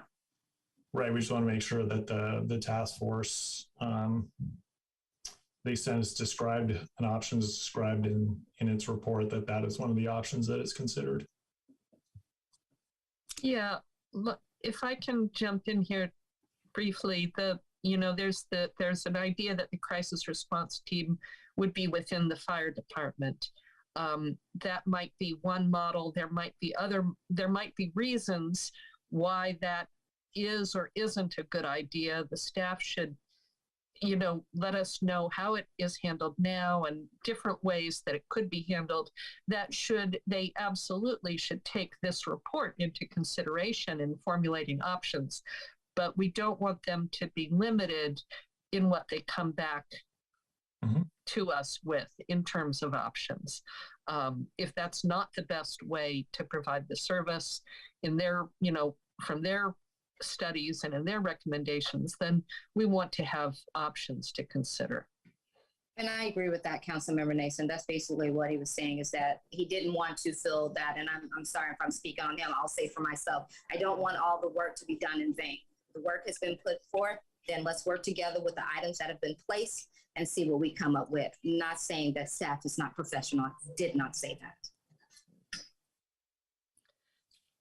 So it's been moved by Councilmember McQuaid, seconded by Councilmember Gary, with acceptance of a friendly amendment, as I understand it, to refer to staff to bring back information and a presentation on options for providing crisis response, mental health crisis response, that considers as one option the model that is put forward by the task force.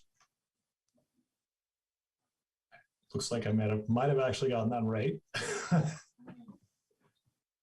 Do we want the word mental health in there, or just crisis response? Just crisis response is fine. Well, let's say, I think we should, since any emergency call is a crisis, I think mental health, I would suggest we do say mental health crisis. Yeah, because otherwise it's sort of terms of art that is not particularly transparent to those that aren't intimately involved with that was my thinking in adding that in. Vice Mayor Tiemann?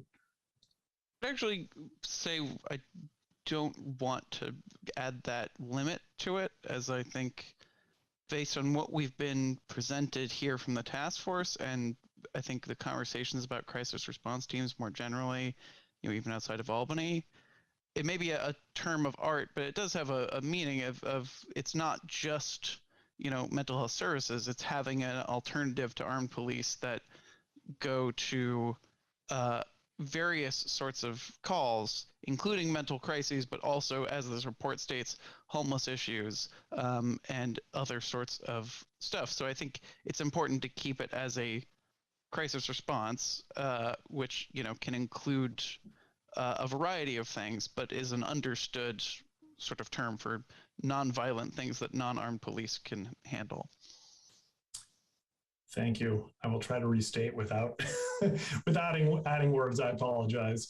So the motion is to refer to staff a request for information and presentation on crisis response options, including consideration of the model that has been put forward by the Community Task Force on Policing. Looks like maybe, did I get it? Okay. Unless there's no other comment, City Clerk, can you please poll the council? Councilmember Gary? Yes. Mayor Jordan? Yes. Councilmember McQuay? Yes. Councilmember Nason? Yes. And Vice Mayor Tiedemann? Yes. Motion carries. So, Mayor, before we move on, could I make a quick comment? Because we're here talking about police, and we're really talking very abstractly about policing and what is the best model for a city our size and with our population. And I think it's worth mentioning that our police department, I think, is, and I've been watching this pretty much my whole life, our police department is in a very good place right now in the sense that we have an outstanding police chief. We're seeing these vacancies filled, and they're being filled with a more diverse group of people than in the past. And it's not just the police chief. We've got a lot of really good people in the department. And let's not, as we do oversight, let's not lose track of the human element. In a small town like this, it's easy to get to know people, and it's worth getting to know folks and getting to know especially our new officers coming in. There's a lot of good here that I want people to be aware of as we're talking about avoiding terrible things that we all know can happen when people are armed. So thank you. Thank you. Thank you, Rochelle. Good thing to remember.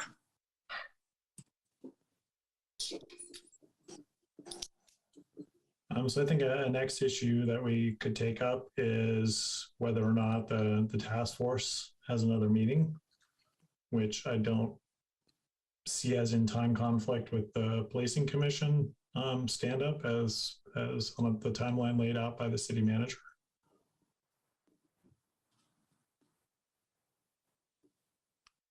I don't know if there's any thoughts on that. Vice Mayor Tiedemann. Just a procedural question. If we wanted to do that, it seems like the way it would be done is it would have to come back as another agenda item because it doesn't seem quite what this is noticed as, but I'm happy to have that happen at our next meeting. I would refer that to the city attorney for her advice. Mayor, can you refresh me on the exact motion? Or well, that's not a motion, but the concept, the issue under discussion is there's been a request from the Community Task Force on Policing to be authorized to meet one more time. Without belaboring why, procedurally, is that something that the council would be able to do now, or is that too far off the agenda that we would need to bring it back at the next meeting? I guess I'm questioning why they would need authority from the council. I mean, if they're truly done with their recommendations, then some concept they're sunsetted. But if otherwise, they would continue to meet if they had revisions to their recommendations. Maybe I'm getting it wrong. Sure. The structure, and I can defer to the city manager as well. Part of the reason for the request was a family matter of one of the critical members that prevented the task force from completing, to the extent that it was in the process of completing part of its work. And I think to that aspect, I guess I question whether we actually need a council action or if they could just do that. Maybe that's where I'm headed. But it sounds like the resolution only gave authority for them to meet for 9 months, and maybe that's the issue, is that we're coming up against that 9-month period. And so then if that is the issue, which I'm seeing some nods from at least Vice Mayor Tiedemann and others, that if I look at the description, we have a recommendation from the task force that the council will review the police safety reform. Yeah, I think it's probably a little off from the topic, but that could be put on a future meeting to authorize that they could. Maybe I think that probably the right procedural would be to amend the resolution to extend the time frame to allow for the additional time necessary to review the item in question. Thank you. And thank you, Vice Mayor Tiedemann. Councilmember McQuaid. Thank you for assisting me with a little bit of the background. It's my job. My pleasure, my job. I just wanted to comment that at the last task force meeting, Councilmember Gary did ask if they wanted to meet again, and there really was, from the task force, they didn't seem like they felt they needed to meet again. Well, I do understand about Task Force Member Leong, and I stop for a moment and say at the time and now, I do want to offer my condolences. That's always really difficult to lose a parent. I know that. But I'm sort of concerned that different task force people saying at a council meeting they should meet more, where the task force itself didn't seem that interested. It seems a little odd to me. Mayor, if I can speak and jump in. So I don't believe that all the members knew what had happened to Yvette's father. We definitely didn't broadcast that. And so I think they were just basing on the fact that we were completely done. But knowing that there was additional information that needs to be forthcoming from them, I believe that the task force would be willing to grant that if the city council is in agreement that we have this meeting to finish up the last part of our task. So I'm going to suggest that this come back under a future agenda, and somebody can make a request at that time, whether or not there should be a future agenda item on this matter, given that it has been in the judgment of council, this is out of too far off the item for us to be able to take action on during this item. So with that,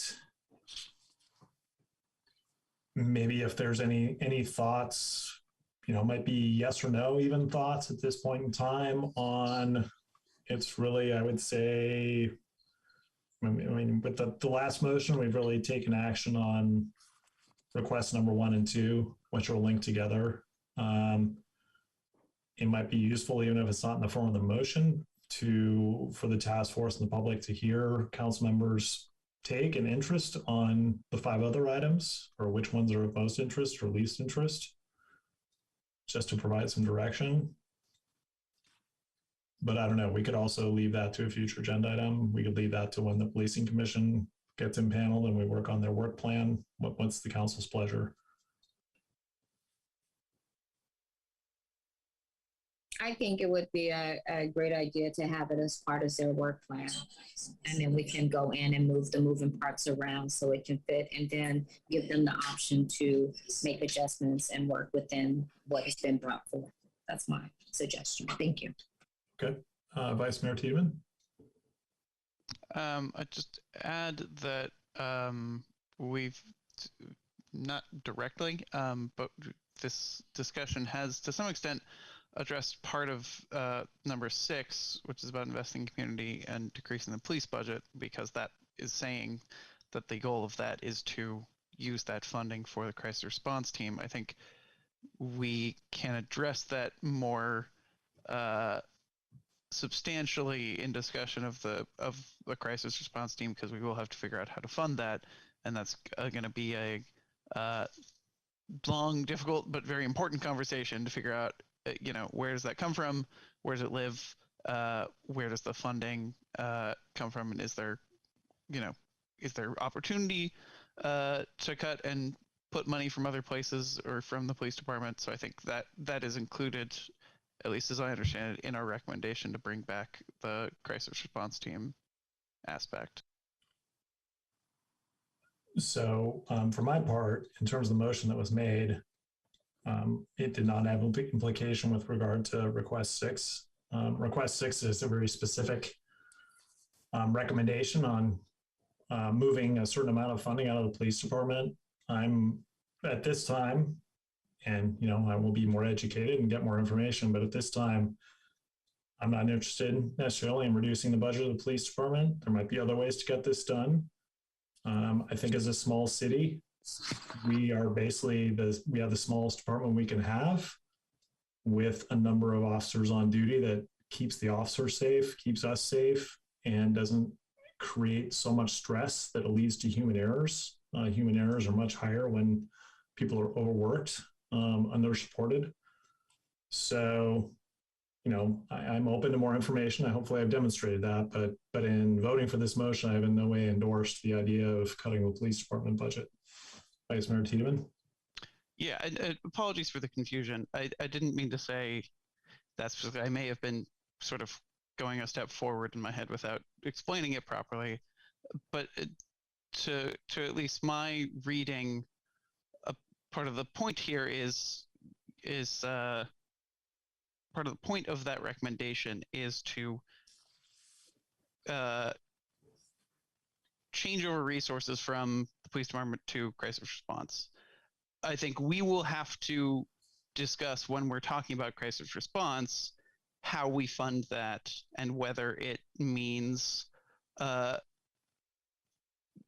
finding alternative sources of funding, or finding if there's any place that we can reduce the police budget. I'm not saying that we are endorsing reducing it by that specific amount and pegging it to population growth. I'm saying that I think, at least in the spirit that I read in that, it's a goal of finding the means to fund the crisis response team. And at least in my research on this, I think there are probably ways to do that by not reducing the effectiveness of police department, but finding if there's ways that we can maybe combine with other cities and regionalize parts of it, which is something that I've tried to research. So I think that I'm not saying on that specific one is what we passed. I'm saying in the overall goal of finding ways to move resources to alternative means of crisis response. Yeah, for my part, what I'm hoping may result from the motion is the first step of understanding what is the cost of the different models that are options that have been pursued by various cities, and hopefully cities as close to the size of Albany as possible. And then the step after that is, okay, if one or more of those options are quite appealing, then we take the step of researching if and how we can actually fund that. Yes, Councilmember Gary. So to Vice Mayor Tiedemann, I guess as far as reallocating funds, I know in one of the task force meetings, the budget committee said that they found like $1 million that was not used. And so would that be something that we could use? I mean, if you can bring clarity to that and your understanding on that amount that's just sitting there, could we potentially use that as a reallocation to the crisis response team? So I don't know about any large chunk of unspent funding. So I can't comment to that. I'm trying to make a point of that. I think this will come up later in our further discussion of how we allocate funding to create a crisis response, and that will involve looking at the police department budget in more detail. Thank you. I see the city manager. If Councilmember Nason, would you entertain the city manager commenting since she raised her hand first? Sure. Thank you. I think she probably has information and useful to import. Yeah, just another factual point. When we provide the information back to the council on the crisis response team, certainly we'll include the financial analysis and recommendation on funding source. So I think the council can probably move on from that point at this time until you have additional information. Thank you, city manager. Councilmember Nason. Yeah, I just wanted to comment on the police budget that we have had a history for a number of years now of budgeting for staffing levels that we did not expect to achieve. And I'm hoping that when we do our budget this year, and what that does is it means that, cutting the budget becomes kind of a meaningless statement, because if there's $1 or $2 million left over in the budget at the end of the year in a $7 to $8 million budget, that there's not a you're not cutting a budget because that's the money that we've been using to meet our CalPERS obligations. But hopefully this year, when we do our budget, we'll have there will be more of a relationship between what we actually expect to spend and what we put in the budget, because the staffing level is no longer so the staffing problem is no longer so extreme, and we might have more of a policy budget as opposed to a budget that just is only based on projections of what staffing kind of should be. In any case, I'm in agreement with the idea that it's not an objective to reduce the funding of the police. The objective here is to get better services to our people, the safest and most effective possible way. And looking at the finances will be part of that, but it's not an objective in and of itself. Yeah, and for my part, when I was elected to the position by the grace of the voters and had the opportunity to be briefed about the department and explored an understanding of how it's staffed, and learned its shift structure and that it was not fully staffed in its shift structure. And so there was quite a bit of overtime being worked. In my day job doing risk assessment and human factors analysis, that really, really concerned me, because mistakes happen when people are overworked, or at least they have a much higher probability of happening when they're overworked. Yeah. So I'm quite grateful that the department has been able to staff. I don't know if it's exactly fully staffed, but it's certainly much more staffed than it was a year ago. And I, again, from research on when humans make errors, that's probably better for all of us.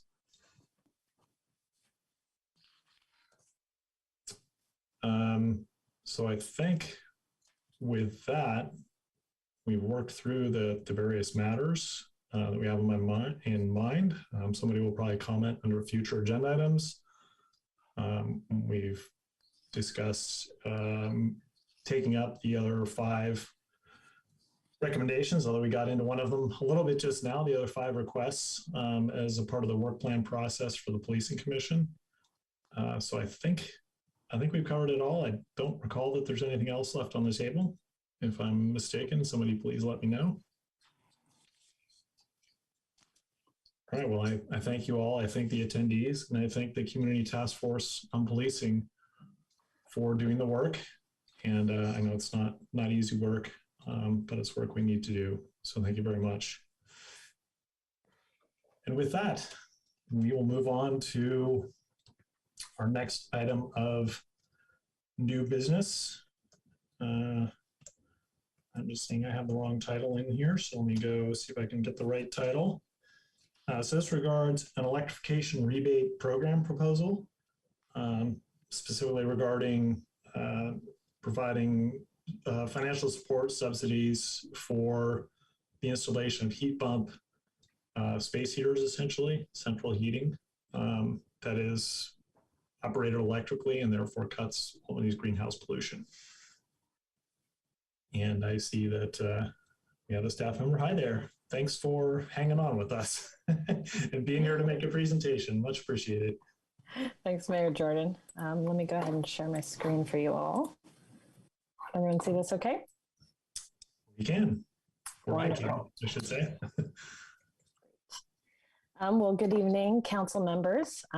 As Mayor Jordan said, I'll be giving you a presentation about a proposal for an electrification rebate program. So I'll start off with just a little bit about electrification as a concept.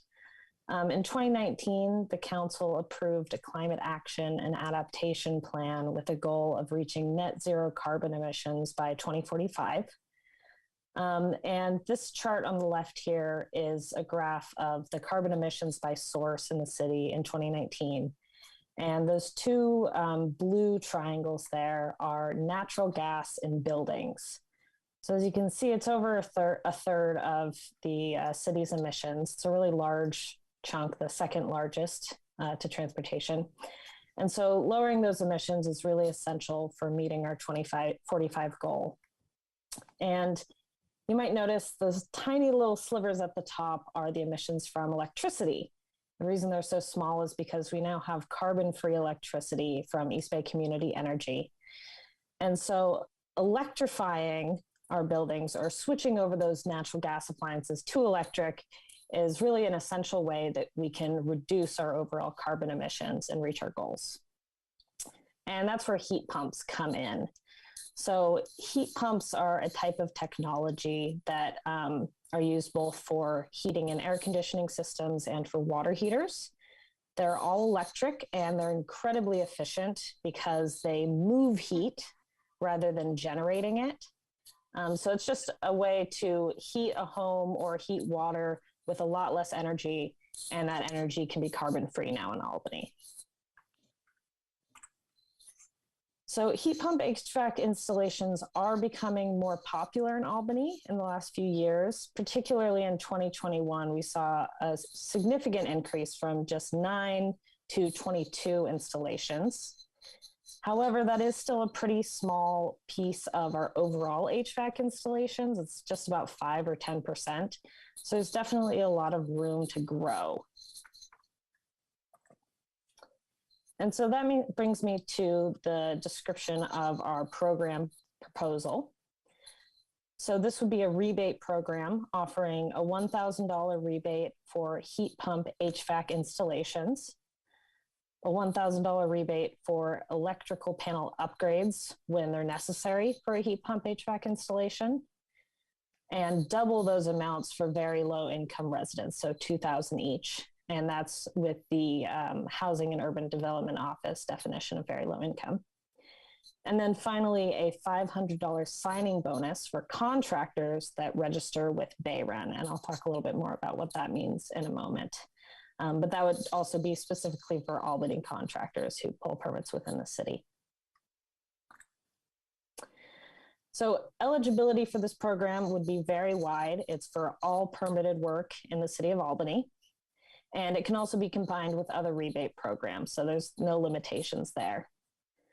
And this funding would be allocated from Measure DD revenues. There are two competing recommendations for the budget for this. The staff recommendation is $25,000 a year, and the Climate Action Committee's recommendation is $40,000 a year. I'll note that both the staff and the Climate Action Committee recommend every other part of the proposal the same, just the budget is the difference.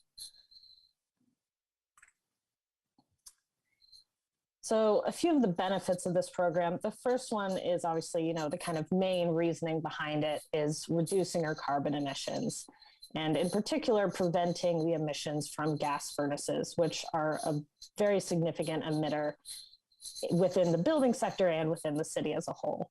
So each heat pump HVAC system would prevent about 17 metric tons of carbon during its lifetime. There's also the benefit of easy implementation. This program is designed to kind of fit pretty seamlessly into our existing permitting process. People would be able to fill out a simple application while they're filling out a permit application. And then after we do our standard inspection, we'd be able to mail them that rebate check. And then finally, there's the benefit of outreach and awareness. Having a program like this where we're offering rebates is really a great way to, get people's attention, bring them in the door, and connect both with building owners and with contractors about heat pumps and what they are, about electrification in general and our climate goals, how they can make their homes more efficient. And then also the other existing rebate programs that are out there. There's a whole network of information and resources and financial assistance that is available. So if we're able to kind of bring people in a little bit and then connect them to everything else that's there, I think it could make a really significant difference. And then finally, it's also an opportunity to support market development.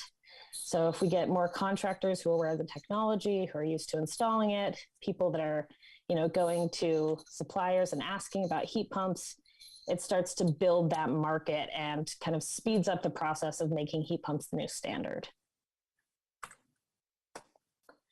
We also know that this is a successful type of program for cities to run because there have been a few cities in California that have done similar things, both with heat pump HVAC systems and heat pump water heaters.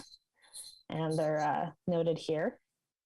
And I was able to have conversations with a few of the people running these programs. And overall, they said that they were really successful. And in particular, that they increased contractor awareness of heat pumps significantly. They said that most of the people that were coming in to apply for the rebates heard about heat pumps and the program through their contractors. And it was really just a great way of kind of spreading the word. I will note that these are all much larger cities than Albany. So, the application numbers aren't necessarily one for one here, but still useful to kind of think through how these programs can work. And now I'm going to switch a little bit into the existing programs that are applicable in Alameda County and how that's sort of factored into the design of this program. So there are two that Alameda County residents can apply for. There's Bayren and Tech, and they have rebates for heat pump water heaters and HVAC systems, as you can see here. And then Tech also has a rebate for an electrical panel upgrade, but only with a water heater rebate. There's also a few other limiting factors to these programs. The first is that eligibility is limited to those that are using registered contractors that have signed up either with the Bayren program or the Tech program. So if you're just, using your own contractor that doesn't have any affiliation with these programs, then you're not eligible for those rebates. Or if it's just with the Bayren program, you're not eligible for the Tech rebate, so on. There's also a limit to the heat pump HVAC rebate for Bayren, that $1,000 rebate. It's only available either if the home already has an AC or if the system is ductless. So there are a large number of homes in Albany with central heating and no AC that wouldn't be eligible for that rebate. So that's the scope of what exists right now. And to kind of put that into perspective, we have the incremental costs on the side here. So a heat pump water heater costs about $1,000 more than a normal gas water heater. And for a heat pump HVAC, it's about $7,000 more than a gas furnace. And electric panel upgrades cost about $3,000 on average. So as you can see, for the heat pump water heaters, there's actually $3,000 in rebates available, but it's only about $1,000 of an added cost. So that technology is pretty well covered with the rebates that exist. For the heat pump HVAC, on the other hand, the existing rebates only cover a little over half of the incremental costs. And that really gets into our program design. So as you'll note with our proposed rebates on the side here, water heaters have been left out. We're only offering rebates for the HVAC systems. And the main reason behind that is because those rebates are so available for the water heaters, it really covers the cost and then some. And then also, even for those who aren't eligible for those rebates because they're not using the correct contractors, it's still not that much of an incremental cost in comparison. It's only $1,000 extra. So the thought was that the funding could really go farther for the heat pump HVAC systems. And speaking of heat pump HVAC systems, this rebate of $1,000, of course, wouldn't cover the full incremental cost, but it would help. You know, it would lessen the burden there. And we think that's significant. And then also we're hoping that it will increase interest in the other rebate programs, that $4,000 that's available through Bayron and Tech. And that combined, they could really cover most of the cost of a new system. And that's part of our attempt to, rather than kind of replace or compete with the Bayron and Tech programs, to support them and kind of synergize together.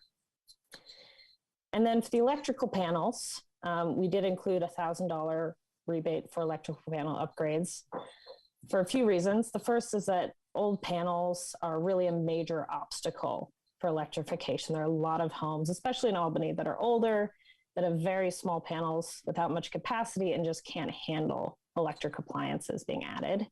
So we really need to make sure that that's a possible thing for people to upgrade.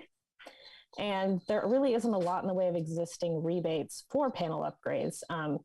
They're only available through Tech with the water heater upgrade, but not with the HVAC system. So we wanted to include that as well.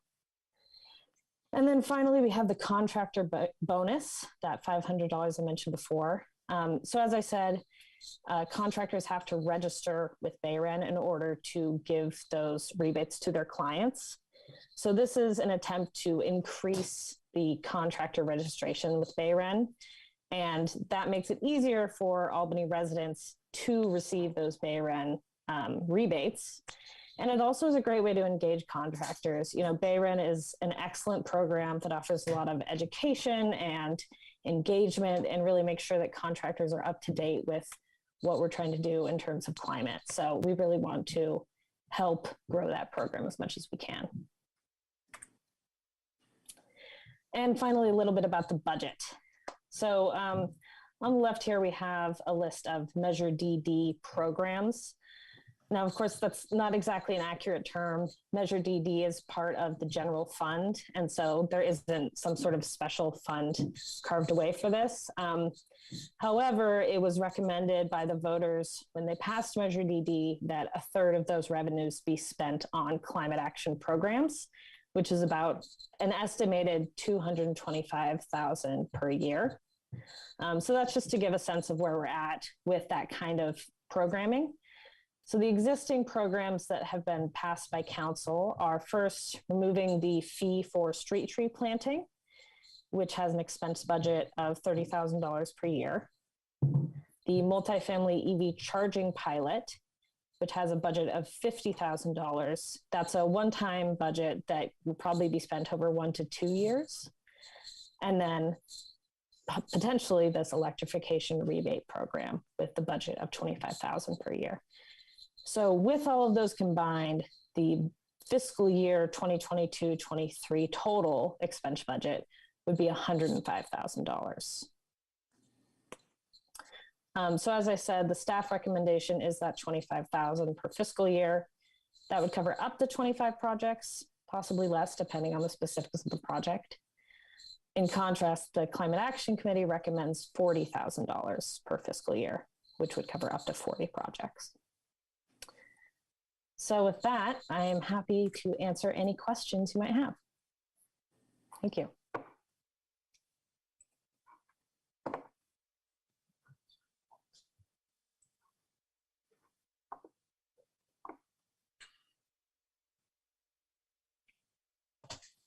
Sorry about that. Councilmember McQuaid. You two are muted. We're both off for a game at the moment. Try again. Thank you for that presentation. That was very, very, very helpful. It did raise a question in my mind, though.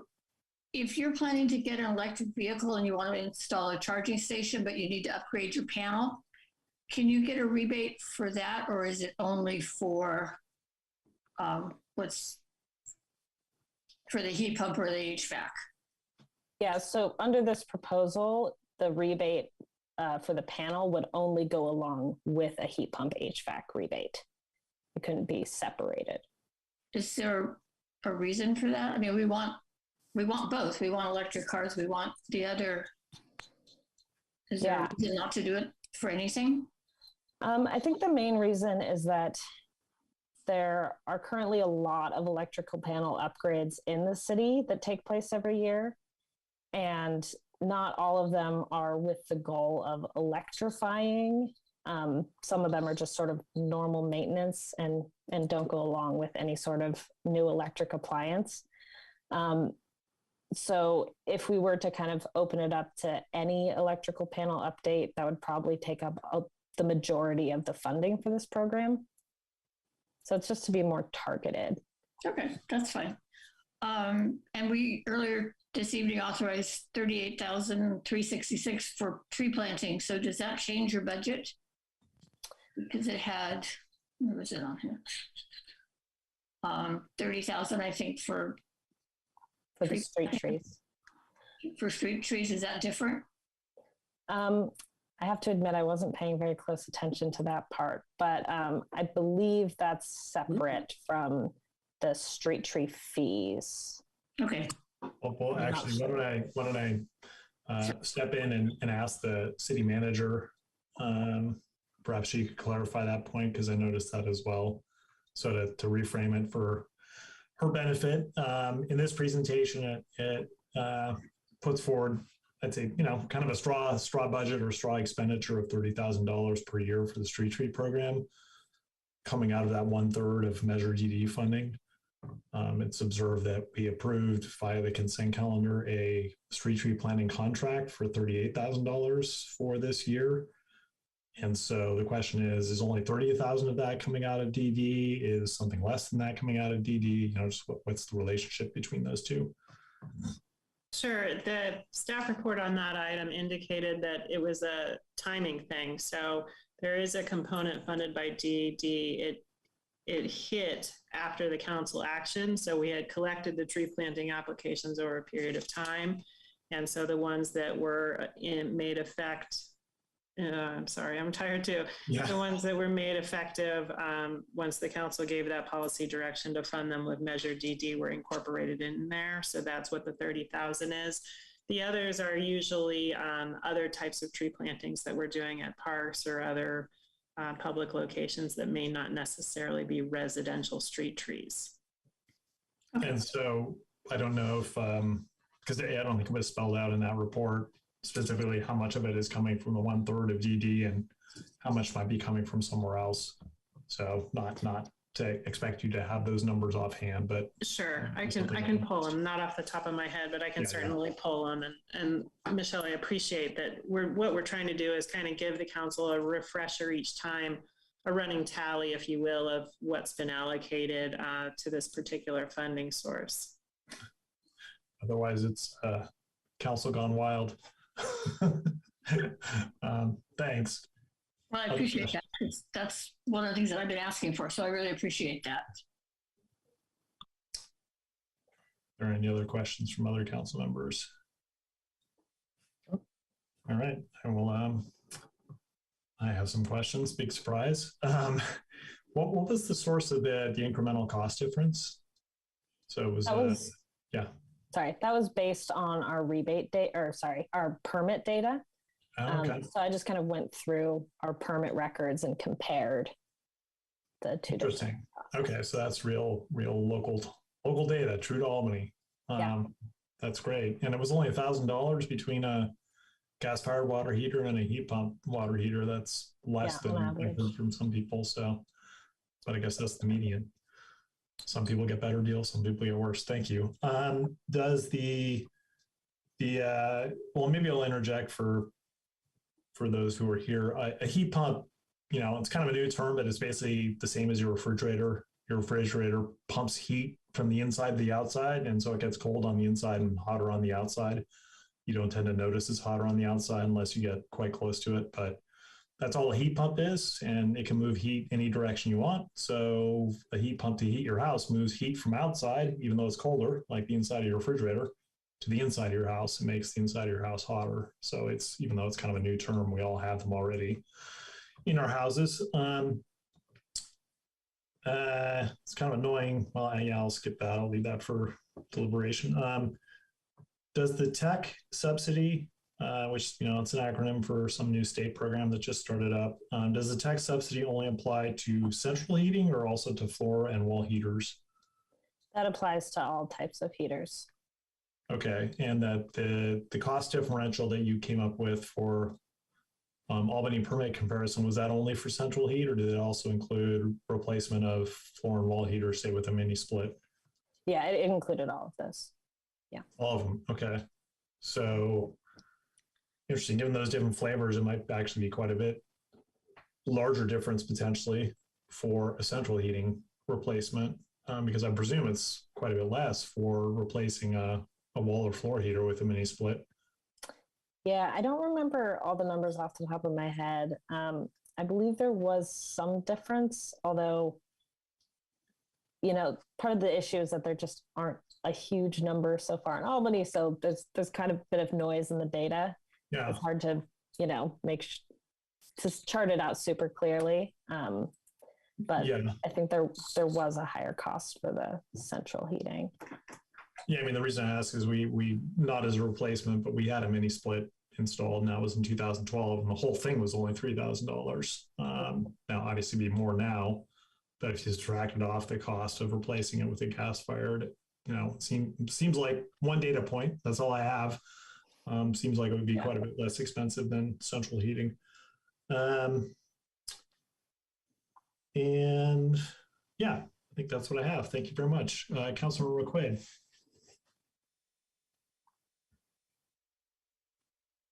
Thank you. I was just curious why staff's recommending 25,000 and the CAC is recommending 40,000. Where did those numbers come from?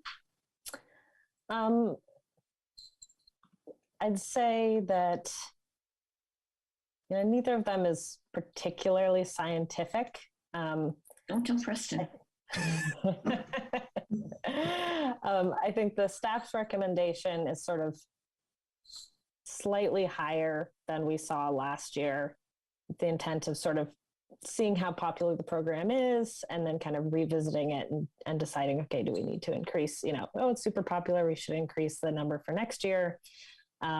Whereas the Climate Action Committee's thought was let's go big and budget for as many as we'd like to see next year. And then if we don't get that many, we don't get that many. Whereas, staff sort of doesn't budget as much money all at once, because then it's open for other uses potentially. So that's sort of the thought, I think. Thank you. Thanks. If there's no other questions, I will make one more comment before opening up to attendees. I've certainly received some comments about equity around this potential program. I will note the staff proposal to provide double the subsidy for very low income households. There is another aspect to using Measure DD funding, which is in the works.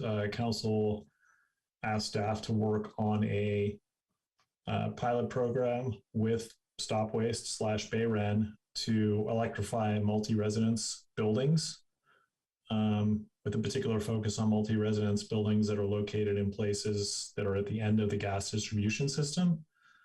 And from an early look, focusing on buildings that are naturally occurring affordable housing. And so that's, that's coming. It's not here yet, but that would really be probably in all likelihood be more focused on electrifying and improving the indoor air quality for residences that are rented. So that's another piece that's coming along. With that, I see 3 attendees who have their hands raised. City Clerk, if you would go ahead and admit the first one. Welcome. Thank you. This is Nick Filch, Albany resident. I want to thank staff for a good report. I follow this stuff closely due to personal interest in my environmental work, and staff is right on the money with their report. It is more difficult to get that rebate for heat pump heating system. And I experienced that myself, unfortunately, just because of failure of of my systems. I've been ahead of the curve with both the heat pump hot water heater and heat pump heating system, which I now both have, but I wasn't able to get rebates for either one. And for the heat pump heater, which I got recently, as was pointed out, I would have had to have had an AC system in order to get a rebate. So instead, I just paid the full price. So this really does fill a gap that's out there. Also, I have experience with Bayren, where having to find a contractor who is Bayren certified, and that contractor being willing to go through all that paperwork can be difficult for someone wanting to take advantage of Bayren's rebate. So this sounds really good. I also want to point out that if you do get a heat pump heating system, you also get AC as a bonus for free, which is very cool. And I could have used that back in the throes of the pandemic when we were shuttered in our homes and we had some real big heat waves and nasty air out there. I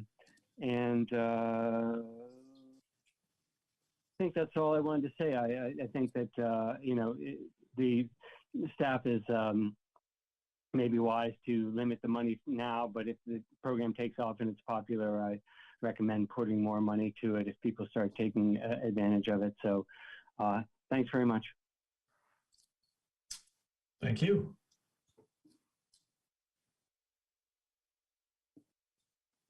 Welcome. Yeah, hi, this is Nick Peterson. I'm a resident here in Albany and very interested in how our climate action plan is coming along. I'm also on the Climate Action Committee, but I'm not speaking as a representative of that committee right now. Just as my strong interest in seeing Albany move the needle on what we're doing. So I think this is an excellent program. I'm glad staff has brought it forward, and I encourage you to approve it. One thing I would recommend is that it seems to double for very low income, depending on the definition of very low income. I guess that's a standard one, but it seems like it could be for low income also. I mean, doing any of these kind of changes to existing systems in homes is an expensive process. $7,000 is a lot, and getting just even lowering that to $3,000 for a very low income family that possibly owns their home. I don't know. I think we might be missing a lot of folks. I would encourage including just basic low income property owners too. The other thing is I think we need to do, besides just the contractors, we need to do a really strong outreach, and I recommend staff produce a flyer or something that can go to people that come in, even especially architects. I mean, a lot of people go to an architect, they go through the planning process, design house, and they just immediately just assume it's going to be a gas-fired furnace because that's what's always been going on. So I think there should be, in addition to contractors, also designers in the loop on, and I don't think there needs to be incentives there, but just if there's notification and really good advertising of this at our permit desk, and especially when people go into the planning process to get approval on additions, especially, because I think this is where it'll really come into play. Thank you very much. Thank you.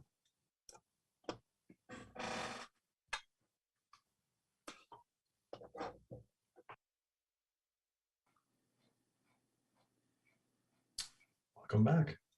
Oh, yes. I just want to say a few things on this. You know what? I really like how the agenda was organized tonight, and I'm so happy we got the Climate Action Committee here. Michelle, I really love your meetings, and I really encourage, look how fun this was. Look how much people learned, and just your vibe is just so fun. And I'm so glad everybody organized the agenda for the meeting to end on such a fun note. So I wanted to just say, all the city, everybody who's attend the next Climate Action Committee meeting, because they're even way more fun than this is. This is just a small example of how fun these meetings are. So I just want to say 3 things. It was happy, city, how many? Okay. I just want to say how happy I am for you being here. City. All of your, is there any Are there any grants for the city to get? Because this is all for residents, which is great. Is there anything for the city to put up more lights at our pickleball courts? Are there grants the city could get in on to help, put up lights on our pickleball courts? And also, how many of those construction jobs that you were talking about are in Albany? And how many of those are Albany construction teams or jobs? And was it Bay Ren or Bay Earn? Because I looked it up and it's like BAYERN, but it sounded like you said Bay Ren, like BAYREN. But when I Googled it, it was Bay URN, and then 12 red dots pop up on Google Maps. So keep up the good work. This was fun. I really love the agenda. Who put this together is powerful, and this meeting is not over yet. Thank you. And credit to staff, as always, for structuring the agenda. Thank you. It is BayRen. It's REN. I'm sorry, I can't remember what the REN stands for. It is an acronym. Regional Energy Network. Thank you. And it is a regional government agency in its own right that was founded as an act of the legislature, I believe, in 2013. In terms of the subsidies, it was noted by one of the attendees that spoke that they unfortunately missed subsidies and couldn't get subsidies for heat pump central heating because the BayRen subsidy is only available to structures that have air conditioning already. It sounds like they just unfortunately missed when the tech program came in. So there's a second program, the tech program, which is a different subsidy program. Kind of unfortunate that I checked and contractors have to be registered with both separately. But under that program, there's $3,000 available to the contractor to defray their cost. And that is not dependent on replacing a gas-fired furnace plus air conditioning. There's no air conditioning, pre-existing air conditioning requirement on that. So, and I believe that program started in December. So there's been a pretty substantial change just in the last few months. So bringing it back to council, are there any thoughts about this proposed program, subsidy levels, income levels, total budget? Yes, Councilmember McQuaid. Thank you. I'll make a motion, but before I do, I think we should start with the 25,000 because we could certainly add to it even during the year. So I would like to see us start there. But if there's a real thought that we want to go with the 40,000 before we get lost in motion land, I'd be willing to entertain that change. Thanks. Thoughts from any other council members on that aspect? All right, well, I will weigh in. Because the uptake last year was, which we only have 3 data points, but the uptake last year, if I recall correctly, was 21 installations. So at a $25,000 level, that wouldn't necessarily goose the system to more installations. And I think from the budget, as it were, that was laid out, we have the capacity to go to $40,000. We're in the revenue of that first year, so I think the revenue is there. So I would support going to $40,000 with some other adjustments. I do agree that making the double subsidy available to low-income households rather than very low-income households is a better threshold, given the expenditures that are involved.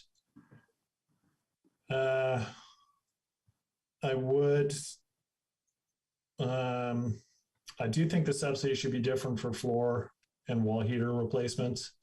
I know we don't have data on that, but I just can't, from what little I know, and this is part of the job I have, is trying to make decisions in the absence of data. I just can't imagine that those are as expensive to replace as central heating. So I would suggest we go with half for each of those units. So it'd be $500 potentially. And I've also heard from a number of people that I've checked with who are in this industry that duct sealing and air sealing is really critical in doing a heat pump HVAC replacement, because you can reduce the size of the equipment that needs to be installed as replacement considerably by improving the efficiency. And that is actually more cost effective. So in other words, you save more on downsizing the equipment by spending a little bit of money on improving the ducts. So I know this is putting staff on the spot, but I'm inclined to include a subsidy for duct sealing, duct replacement, whatever the applicant wants to do. I don't know if that exists already. I understand that if we are to entertain including that, then maybe we have to continue this item to another meeting so staff has a chance to look at that if there's already subsidies and what the cost differential is. I can say that I know that Bayren does have a subsidy for duct sealing. I don't know off the top of my head how much it is. Mm-hmm. I think it's based on the feet of ducts, or I'm not sure. Yeah. Okay. Thank you. Councilmember Nason?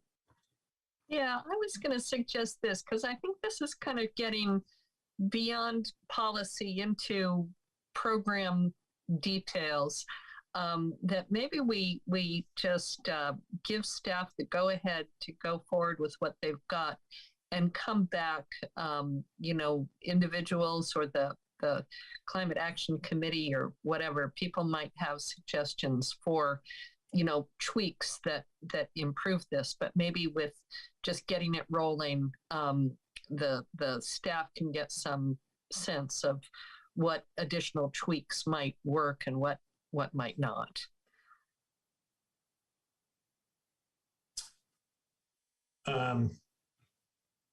Yeah, well, I'm not willing to forego some of the details in supporting what's going ahead in terms of 25 versus 40 and the income cutoff for getting the double subsidy. So if there isn't more discussion, maybe I'll take it upon myself to make a motion, since I'm down way in the grass blades on this, where I tend to live. I know it's I have my areas. My areas get me going on, garbage cans at the bulb, but let's figure out what we want to do. Yes. So I will move. Well, I also, another aspect of this is that I don't know that. So $3,000 from Tech and $1,000 from Albany still leaves a $3,000 gap, which is pretty substantial, it seems to me. So my thought was to raise the subsidy to $1,500 with double for low-income households to close that gap further. So I will put forward a motion containing all of this. So I move that the program be budgeted $40,000 for this year at a $1,500 subsidy for central heating, heat pump, HVAC, and a $750 subsidy, so half of that for each wall and or floor heater replacement with a heat pump. That the subsidy be doubled at low income. I think I said that. And the other elements of the proposal as put forward by staff be adopted. I will second that. Thank you. I don't know if there's any more discussion. Not seeing any discussion. City Clerk, if you would, well, first of all, let me ask staff, was that sufficiently clear? Do I need to restate? It was clear enough for me, but it's okay. Andrea's comment. We've got it on tape, so hopefully. So City Clerk, if you would please poll the council. Mayor Jordan? Yes. Councilmember McQuay? Yes. Councilmember Nason? Yes. Vice Mayor Tiedemann? Yes.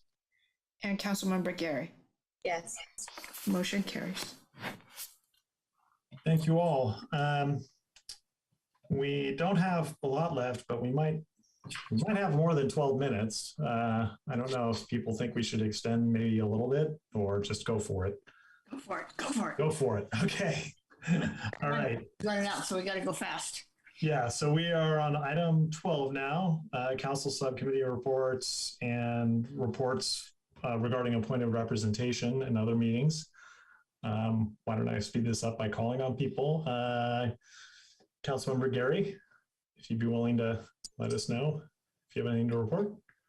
I don't have any at this time, but I think Vice Mayor Tiedemann, if you can speak on our subcommittee for the Shumi land tax, that would be good, because we haven't reported. Thank you. Thank you. I will pop it over to Vice Mayor Tiedemann for that and whatever else. Yeah, that we should be bringing back a action item at some point soon. It's with me now, so I need to do some work. But we've been in communication with staff and the Securite, and staff and the Securite have had several meetings.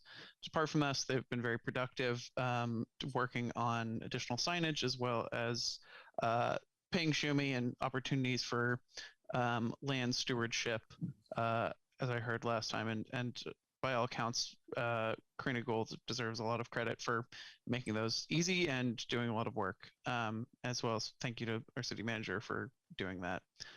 So we should have something soon about the actual paying of land tax part of that. While I've got the mic, I also, and Mayor Jordan, you can add any detail. I attended a meeting with you for the Home Together effort from Alameda County, which is trying to get a sort of unified, large level coordinated response for homelessness. We are going to be working on that at the city to sort of develop our version of that fits into the county's program. So there should be more updates about that soon. And there is, if anyone's curious, they can let me know. There's also a document online of the Home Together program that the county passed recently. Thank you. Anything from EBC, or maybe it didn't meet since the last meeting? I don't believe we've met since last meeting. Okay, thank you. Councilmember Nason. Let's see. I don't think we've had transportation committee meeting since it feels like we just had a meeting. But I did go to a JPA meeting on the ball fields, and was pleasantly surprised to learn that financially it seems to be holding up, and I'm not expecting any major financial ask at this time. Gotta love that. Thank you. Councilmember. Well, kids are back at play, and that's really good. I'm sorry, did you call me? I did. Okay. I participated in the point in time count I guess it was last week. And I really want to extend thanks to Anna Marie Heineman, who's our neighborhood services coordinator, Carol for Berkeley Food and Housing, and we had volunteers, Margie, Nick, Ken, and Antoinette for all of their work. We were out on the street at 4:30 or close to it. And it was a good count this year. I also attended the Everyone Home Leadership Board and the Chamber Mixer. Thank you very much. And as somebody who goes to bed not long before that, I really appreciate those who wake up early and can do that work. Not how my brain works. So for myself, attended Stop Waste Programs Administration meeting, which is a subcommittee of the Stop Waste as board in its function as Waste Management Authority. There's a presentation on Bay Area Healthy Homes Initiative, which is created with funding from the Volkswagen settlement. If you remember Volkswagen's malfeasance around diesel vehicles, and the money they ended up coughing up because of that. And this is bringing the BayREN has a multi-residence building efficiency and electrification program. It's bringing that to families, to households where a member has asthma or the household is at high risk of asthma by dint of its location near various pollution sources. To date, the multi-residence program, not this specific program, but BayREN's multi-residence program has updated over 45,000 residences in the Bay Area, which is pretty phenomenal. I attended the meeting that Vice Mayor Tiedemann referenced with the Board of Supervisors with most of the mayors, almost all the mayors in Alameda County. And as far as I can tell, Mayor Arreguín led the mayors over the years in developing something called the framework for working with the county to articulate the county's spending on homeless services, which is much vaster than the cities because most of the funding comes from the county, with the expenditures that cities make so they can be articulated together for greatest effectiveness. The Board of Supervisors did pass that. And while not a component of the Home Together plan, which is the county's plan, it's sort of a kind of akin to a memorandum of agreement regarding how the jurisdictions will work together. Each city is to pass a resolution supporting the county's Home Together plan in the next month or two, as I understand it, and that's so that the county is eligible to get funding from the state. And as Vice Mayor Tiedemann said, each city is to put together its own homeless action plan and provide that to the county to further that articulation of services. And that's seems to be not have a hard and firm deadline, but sometime 4 or 5 months from now, as I understand it. So we've got, we're doing well. So we've got, we're moving on. Well, actually, I forgot, this is a report. So we'll entertain 1 minute. City Clerk, if you set the clock to 1 minute for questions or comments on those reports, and if you could admit the attendee.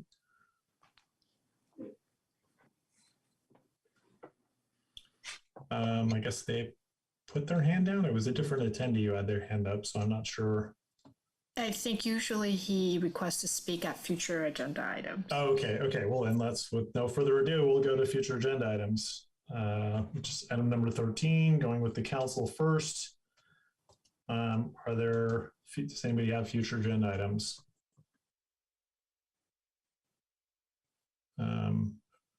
Councilmember Gary?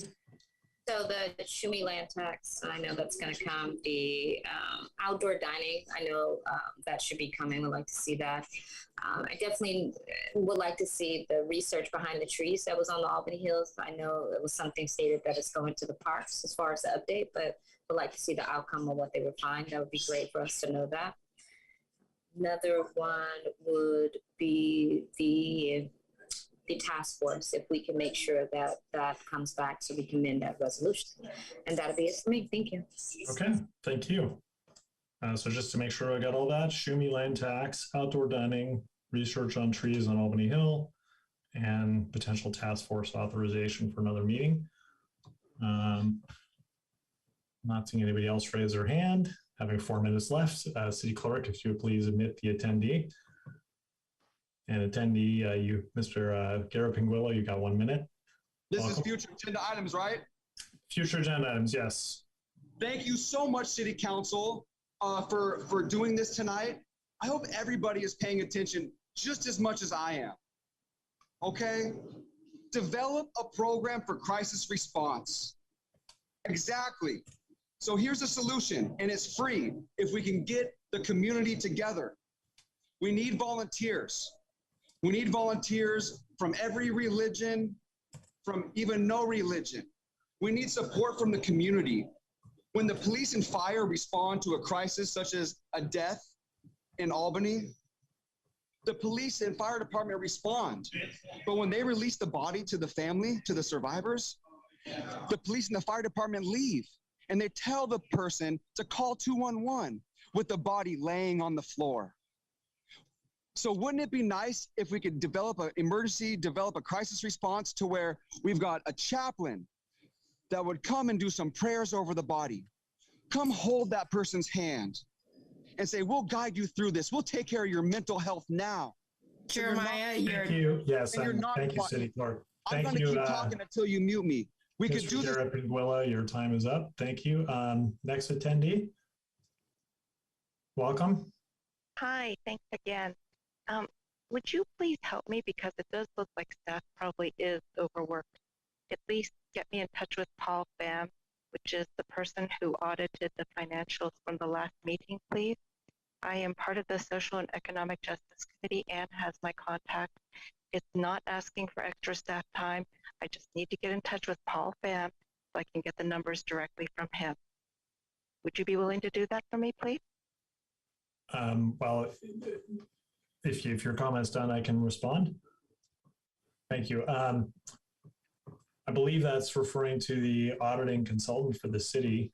So it would be, I will have to refer that to staff and discuss with staff. I mean, it's a paid consultant, so I don't know, one, would they be interested in doing that or not?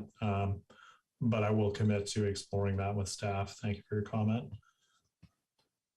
And I think with that, we just made it under the bell here.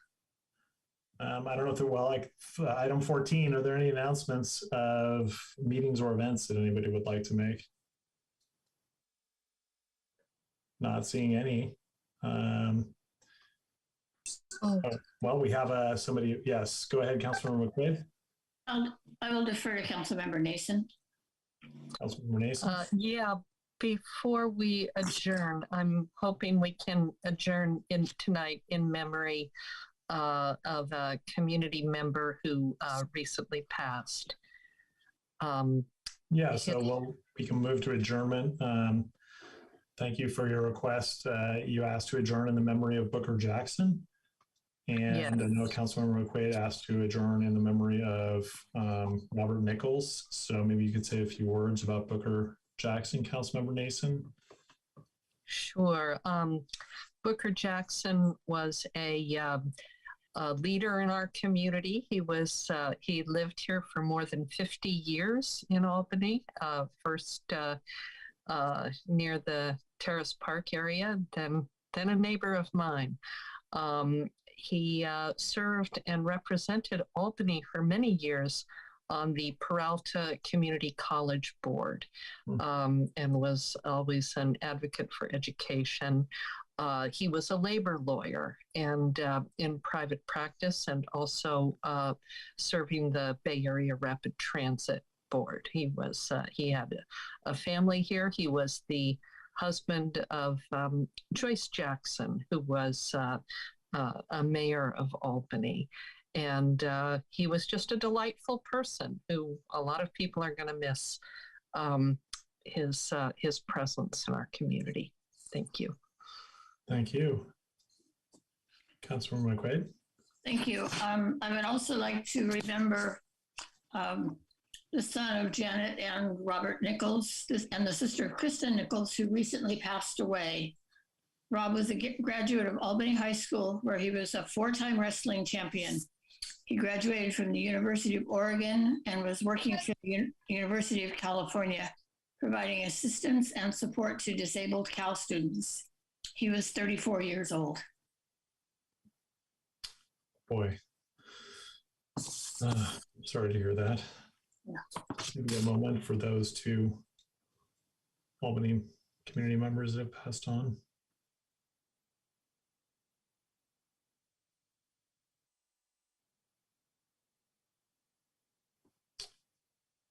Every day is precious. Thank you all for your service.